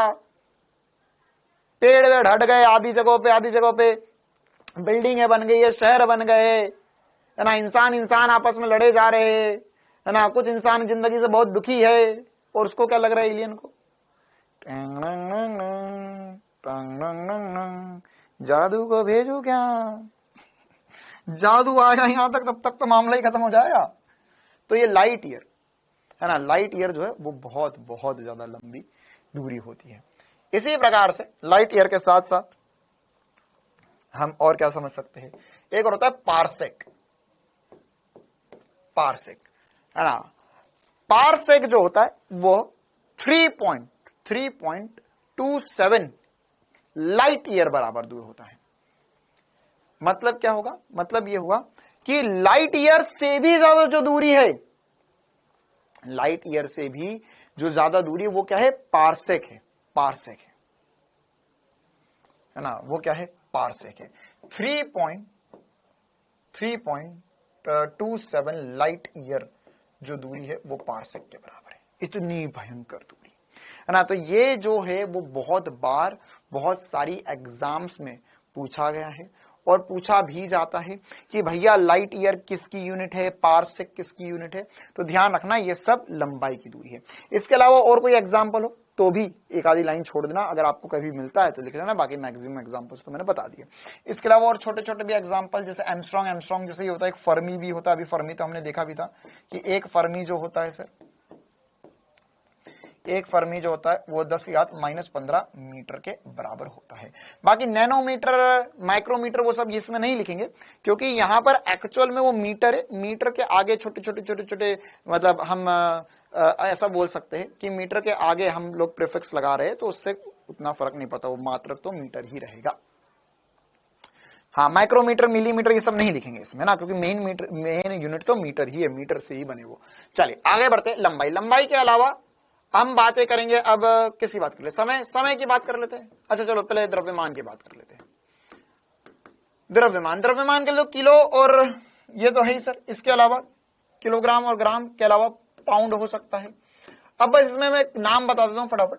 पाउंड के अलावा, इसके अलावा टन आपने सुना होगा, टन या मेट्रिक टन, 1000 किलो जो होता है वो 1 मेट्रिक टन के बराबर होता है। और बताओ भाई, मेट्रिक टन, क्विंटल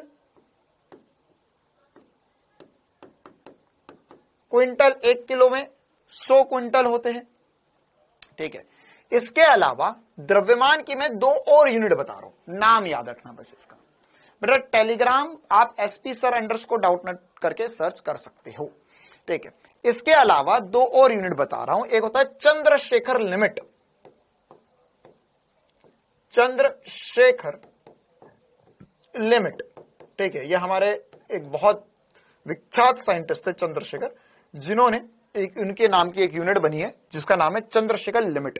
ये क्या होता है, ये सितारों का भार मापने के लिए यूज होती है, कितना भारी है एक सितारा, है ना, या तारे जो है वो कितने भारी है ना, उसके लिए यूज होती है चंद्रशेखर यूनिट।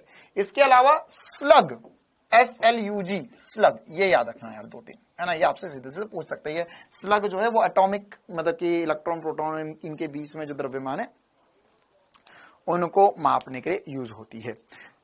द्रव्यमान के साथ ही साथ समय के लिए भी कुछ बातें कर लेते हैं फटाफट। अब हम समय के लिए कुछ बताओ भैया, समय के लिए कुछ बताओ सर। समय के लिए तो लाइन लगाई जा सकती है यहाँ पर, है ना। समय के लिए तो आदि इत्यादि, जैसे सेकंड के बाद में जो सब कुछ है वो सब कुछ प्रयोग है। मिनट, आर या डे मतलब दिन, साल, शताब्दी, है ना, यह सब कुछ क्या है, यह सब कुछ जो है वह प्रायोगिक मात्रक ही होगा। हाँ, स्लग केमिस्ट्री में भी आता है, बिल्कुल, है ना, वही केमिस्ट्री वाली बात है, मुझे एग्जैक्टली पता नहीं है, लेकिन जहां तक मुझे याद है ये कुछ इलेक्ट्रॉन या प्रोटॉन वगैरह के द्रव्यमान को यूज करने के लिए स्लग का इस्तेमाल करते हैं। हाँ बेटा वही साल, सेंचुरी, है ना, फिर वो गोल्डन जुबली, सिल्वर जुबली, ये सब भी लिख सकते हो आप। चल, इसके अलावा हाँ, महीना, साल, वीक, हाँ वीक भी लिख लो भैया सर, सप्ताह भी होगा।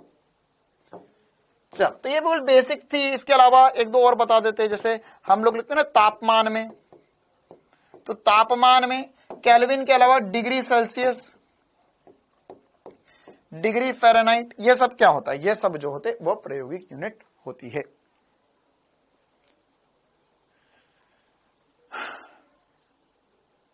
अच्छा, टाइम में शेक, हाँ शेक भी लिख सकते हैं टाइम में। बायोलॉजी की क्लास 1 सेकंड रुकी है ना, 1 सेकंड रुकेंगे।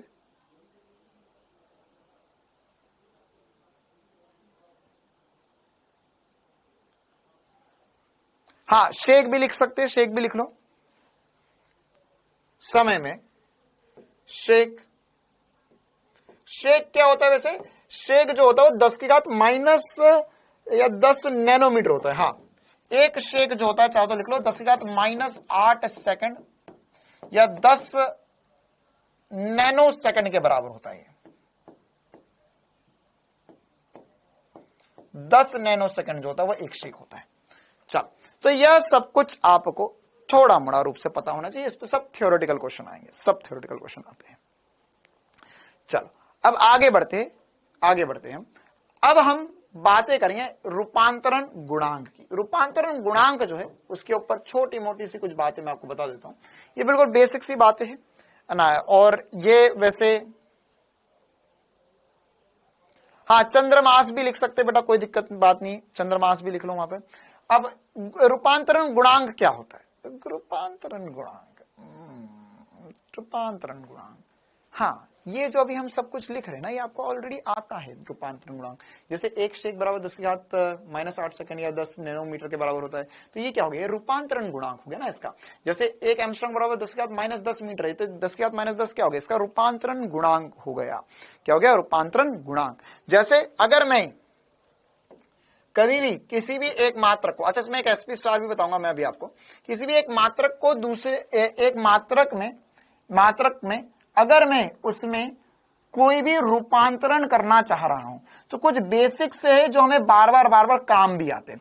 जैसे ये मैंने आपको पहले भी लिखवाया था कि अगर हमारे पास नैनो लिखा हुआ हो, नैनो, तो नैनो मतलब 10 की घात माइनस 9 रूपांतरण गुणांक होता है। इसी प्रकार से माइक्रो जो ज्यादा यूज होते हैं वो लिख रहे हैं हम, 10 की घात माइनस 6 होता है। मिली, इसके अलावा होते बहुत सारे लेकिन हमें याद नहीं रखने हैं, 10 की घात माइनस 3 होता है। सेंटी 10 की घात माइनस 2 होता है। किलो 10 की घात 3 होता है इसका गुणांक। मेगा 10 की घात 6 होता है इसका गुणांक। दड़म दड़म दुम दड़ा दुम धुम। गीगा 10 की घात 9 होता है इसका रूपांतरण गुणांक। ठीक है, लेकिन अब इसके अलावा अरे तलवार कहां गई, अरे मूर्ख, ये सब मीटर जरूरी नहीं है, ये सब आवेश में जैसे कूलम भी हो सकता है, या इसके अलावा हाँ पीको हेक्टो वगैरह बेटा काम नहीं आते, वो सब लिखने की जरूरत नहीं है। डेसी पीको हेक्टो ये सब होते हैं, लेकिन उससे कोई मतलब नहीं ना। पीको जैसे 10 की घात माइनस 12 जो हो जाएगा वो पीको हो जाएगा। ठीक है, अब हमें इसमें काम की बात क्या है वो समझाना चाह रहा था मैं आपको। अच्छा ये ओके, एक और बच्चे का डाउट, सर मीटर ही होता है क्या? नहीं, ये मीटर नहीं होता बेटा, जरूरी नहीं मीटर ही हो। जैसे ऊर्जा के लिए joule, kilo joule, mega joule, giga joule, power के लिए वॉट, मेगावाट, गीगावाट, ये भी हो सकता है। ठीक है, तो अब यहां पे ये यूनिट को छोटा या बड़ा कर सकता है ना, यूनिट के आगे लग के यूनिट को छोटा या बड़ा कर सकता है। अब इसमें एक सबसे बड़ी जो दिक्कत है, जो दुनिया में हर एक बच्चे की दिक्कत है, वो क्या है, वो क्या है ना, वो क्या है जो हर एक बच्चे के, अभी ये मिटा किसने दिया, हाँ हर एक बच्चे की जिंदगी में समस्या चल रही है, वो ये है कि सर मैं है ना इंटेलिजेंट बहुत हूं, लेकिन सर क्या करूं, कभी कभी दिमाग हैंग मार जाता है मेरा, समझ नहीं पड़ता मेरे तो। कैसे कि सर मैं है ना कन्वर्ट कर रिया था, अब कन्वर्ट करने में मेरे था कभी कभी कंफ्यूजन हो जाता है कि मैंने जैसे किलोग्राम लिखा, किलोग्राम मतलब 10 की घात 3 मतलब 1000 हो गया, तो मैं है ना इससे डिवाइड करूं या मल्टीप्लाई करूं, मैं डिवाइड करूं या मल्टीप्लाई करूं। ठीक है, जैसे कोई भी मात्रक एक से दूसरे में ले जाते हैं तो कभी कभी हमें सर कंफ्यूजन हो जाता है जिंदगी में भयंकर वाला कि सर सेंटी लिखा है तो सर सेंटी तो मार रहा है ये, लेकिन सर सेंटी को अगर मेरे को हटाना है तो क्या मैं भी इसे सेंटी मार दूं? हाँ तो मार दे। तो 10 की घात -2 से मारूं या 10 की घात 2 से मारूं मैं? ठीक है, तो ये सबसे बड़ी दिक्कत। 1 लीटर में सर कुछ मिलीलीटर होते हैं, या सर 1 मीटर क्यूब में कितने लीटर होते हैं, या सर मैं 1 न्यूटन से 1 न्यूटन को छोटी यूनिट में बदलना चाह रहा था, तो सर यहां पर जैसे 1 न्यूटन बराबर 10 की घात 5 डायन हो गया, या सर मैं लिख रहा था 1 जूल बराबर होता है 10 की घात 7 अर्ग। तो सर अब ये आपने तो बता दिया, आपको तो रटा हुआ है, लेकिन सर मेरे बारे में सोचो, मैं बहुत छोटा बच्चा नादान सा, दुखी हो जाता हूं, दिमाग हैंग मार जाता है। तो इसके लिए एसपी स्टार बता रहा हूं, ध्यान रखना। जब जब तेरा दिमाग हैंग हो जाए, एसपी स्टार लगा ले प्यारे, पार हो जाए। देख क्या होगा यहां पे, हमने पढ़ा था कि कोई भी भौतिक राशि है उसको हम दो रूप में चिन्हित करते हैं। कैसे? n इंटू यू के रूप में, है ना, मतलब number into unit, number into unit. ठीक है, अब फिजिक्स का एक बहुत भयंकर नियम बताने जा रहा हूं, ध्यान रखना, यह आदि अनादि काल तक आपको काम आएगा। क्या? अगर मैं, ध्यान सुनना इस चीज को, अगर मैं लिख रहा हूं 2 चीजों का, पहले तो ये समझ लेते क्या कि 2 चीजों का गुणनफल नियत है, मतलब 2 चीजों को मल्टीप्लाई करा वो हमेशा नियत है। तो अगर एक नंबर छोटा होगा तो दूसरे को बढ़ना होगा। एग्जाम्पल, जैसे मैंने लिखा डिंग डोंग डूम, मुझे यहां पर लिखना है 240। 240 में कैसे लिख सकता हूं सर? आप एक काम करो सर, 12 इंटू 20 कर दो तो 240 आ जाएगा। बिल्कुल सही बात, लेकिन बोला नहीं मेरे को यहां पर ये संख्या बढ़ानी, तो मैं इसे लिख सकता हूं 24 इंटू 10 240 आ जाएगा। मतलब अगर एक बढ़ेगी तो दूसरे को घटना होगा, तब ये 240 ही रहेगा, वरना इसमें कभी परिवर्तन नहीं आएगा, इसमें कभी परिवर्तन नहीं आएगा। क्लियर है छोटी सी बात? हाँ, तो इसका मतलब ये हुआ कि यहां पर n इंटू यू, तो अब इससे क्या समझते हैं? देखो, अगर मान के चलो मैंने बोला कि ये भौतिक राशि है एक कोई सी, जिसमें से लंबाई की बात करते हैं, मैंने बोला ये 1 मीटर लंबाई है, इतनी लंबाई जो है वो 1 मीटर है। तो अगर मैं इस 1 मीटर लंबाई को बदलना चाहूं इंच में, तो ये बता कि जैसे मैंने लिखा यहां से यहां तक की दूरी, यह है 1 मीटर। अच्छा, 1 मीटर मतलब कितना हो जाएगा यार? ये 1 मीटर मतलब 100 सेंटीमीटर, 100 सेंटीमीटर मतलब ये हो गया 15, 6, 7, 8 दशमलव कुछ हो जाएगा, नहीं है तो 8 दशमलव कुछ। इसको इंच में बदलो तो कितना आ रहा है? इंच में बदलेंगे तो ये हो जाएगा 6 इंटू 8 करेंगे तो कितना हो जाएगा 48 या लगभग मेरे हिसाब से 52 इंच के करीब आएगा, 52-53 इंच के करीब कुछ आएगा। ठीक है, चलो मान लिया 52 इंच आ रहा है, मतलब आसपास कुछ तो ना आएगा। ठीक है, तो अगर मान के चलो मैंने बोला ये 1 मीटर लंबाई है, 1 मीटर लंबाई है, तो अगर यह 1 मीटर लंबाई है तो ये इंच में मैंने बोला 52 इंच है, इंच में 52 इंच। तो ये दोनों, अगर मैं बोल रहा हूं कि ये एक ही स्केल की लंबाई है या एक ही लाइन की लंबाई है, तो क्या इंच से मीटर में बोलने पर उसकी लंबाई बदल जाएगी या वही रहेगी? इंच से मीटर में बोलने पर उसकी लंबाई बदल जाएगी या वही रहेगी? 39 आ रहा है क्या? ठीक है, कुछ बच्चे बोल रहे सर 39 आ रहा है, चलो मान लेते तुम्हारी बात, 39 इंच आ रहा है। देख लो कितने बराबर होगा, 1 मीटर कितने इंच के करीब आ रहा है। तो अगर हम ऐसा बोले कि 1 मीटर जो है वो 39 इंच मान लेगा, तो यह 1 मीटर से मैंने 39 इंच में करा, 39 इंच के बराबर करा, तो क्या वो लंबाई बदली? नहीं सर, वो लंबाई वही है। अगर मान के चलो मैंने दुकान वाले को बोला भैया मेरे को 1 किलो शक्कर दे दे या मेरे को 5 किलो शक्कर दे दे। अगले दिन मैं गया, मैंने बोला 11 पाउंड शक्कर दे दे। अब मान के चलो दुकानदार भी एसपी सर का ही पढ़ा आया बच्चा है ना, वो भी पार्ट टाइम में दुकान खोल के बैठा हुआ है, बाकी तो उसके भी जिंदगी में मजे चल रहे हैं ना। तो उसने पापा की दुकान पे बैठा था, तो फिर तुम गए उसकी दुकान पे, तुमने एक दिन जाकर बोला कि मेरे को 5 किलो शक्कर दे दो, तो उसने 5 किलो शक्कर तोल दी। अगले दिन गए तुम, बोले अपन ने तो बहुत सारी भौतिक राशि पढ़ लिया बाबा, अब अपन को तो मात्रक भी पता चल गए, अब अपन दुकान वाले भैया के जाएंगे लेके हम दुकान वाले भैया के पास जाएंगे और लेंगे उनके मजे। तुम होशियारी होशियारी में चले गए, तुमने बोला ये भैया भैया हमको 11 पाउंड शक्कर चाहिए, तो तुमको क्या लगा, तुम तो मजे लेने गए। लेकिन वो भैया जो है ना, वो भैया नहीं है, वो भैया के बेटे है, भैया के बेटे डॉक्टर बन रहे हैं, वो छुट्टी में आए हुए थे, तो थोड़ी देर अपनी दुकान पे बैठ गए, वो तुम्हारी तरफ देख के हंसे, बोले क्या समझे हो, हम भी डॉक्टर है, हम भी एसपी सर से फिजिक्स पढ़े है ना। उसने तुरंत तोल के दे दी, तुम बहुत चक्का रह गए, दुनिया तो इंटेलिजेंट होती जा रही है। तो यह तब भी 5 किलो ही रहेगी, मतलब वो बदला नहीं, वो बदला नहीं, या वो जो शक्कर आई थी वो बदली नहीं, वो उतनी ही रही हर कंडीशन में। मतलब यह है कि भौतिक राशि नहीं बदलती है, मैं अगर उसका मात्रक बदल रहा हूं तो क्या बदलता है, क्या बदलता है, मात्रक बदलने से। सर मात्रक बदला तो यहां पर उसके आगे की संख्या बदल गई, उसके आगे की संख्या बदल गई, लेकिन भौतिक राशि तो वही रहना पड़ेगी।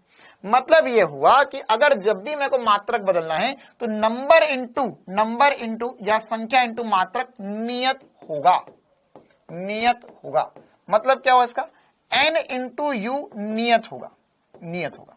तो इसमें क्या बात पता चली सर, हमें यह बात समझ में आई कि जब हम किसी भी भौतिक राशि का कन्वर्जन कर रहे हैं और उसमें अगर यूनिट को बड़ा कर रहे हैं तो नंबर छोटा हो जाएगा, है ना। क्या कर रहे हैं, अगर हमने यूनिट को बढ़ाया, हमने यू को बढ़ाया तो नंबर छोटा हो जाएगा, या अगर यूनिट को छोटा करना चाहा तो उसके मल्टीप्लाई का नंबर बढ़ जाएगा, मल्टीप्लाई का नंबर बढ़ जाएगा। जैसे एग्जांपल में यहां पर हमने 1 मीटर को इंच में बदलने की कोशिश करी, तो हमने यहां पे मात्रक को छोटा किया तो देख नंबर बढ़ गया, नंबर बढ़ गया। या इसी प्रकार से अगर हमने ये देखो जूल से बदला अर्ग में या न्यूटन से बदला डायन में, तो 1 न्यूटन डायन में बदला तो यूनिट छोटी नंबर बड़ा हो गया, 1 की जगह आ गया 10 की घात 5। क्या यह एसपी स्टार सभी को चमका कि जब हम मात्रक को छोटा करेंगे नंबर बड़ा हो जाएगा, और उल्टा भी सही है, उल्टा भी सही है। ठीक है, तो यह रूपांतरण में हमें ध्यान रखना होगा, तो इससे हम ज्यादा आसानी से चीजें कर पाएंगे और इससे हमारा दिमाग भी सही सेट रहेगा कि अच्छा सर मैं न्यूटन से डायन में बदल रहा हूं तो मात्रक छोटा कर रहा हूं, मतलब 10 की घात 5 से गुणा करना है, डिवाइड नहीं करना है, मल्टीप्लाई करना है। आ गया मजा। चलिए तो आज की क्लास इतनी ही रखते हैं हम, है ना।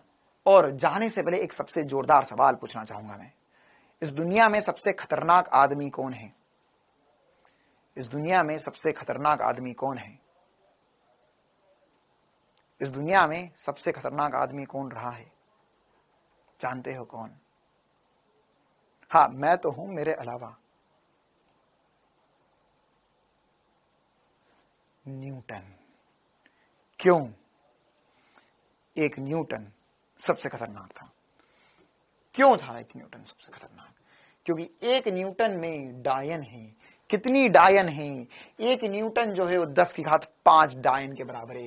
मतलब एक न्यूटन जो है उसमें 1 2 3 4 5 डायनें समाई हुई है। इतनी सारी डायनों से मिलकर एक न्यूटन बना था, तभी तो इतना कुछ कर पाया। ठीक है, तो एक न्यूटन जो है 10 की घात 5 डायन के बराबर है। चलिए तो आज की क्लास इतनी ही रखते हैं।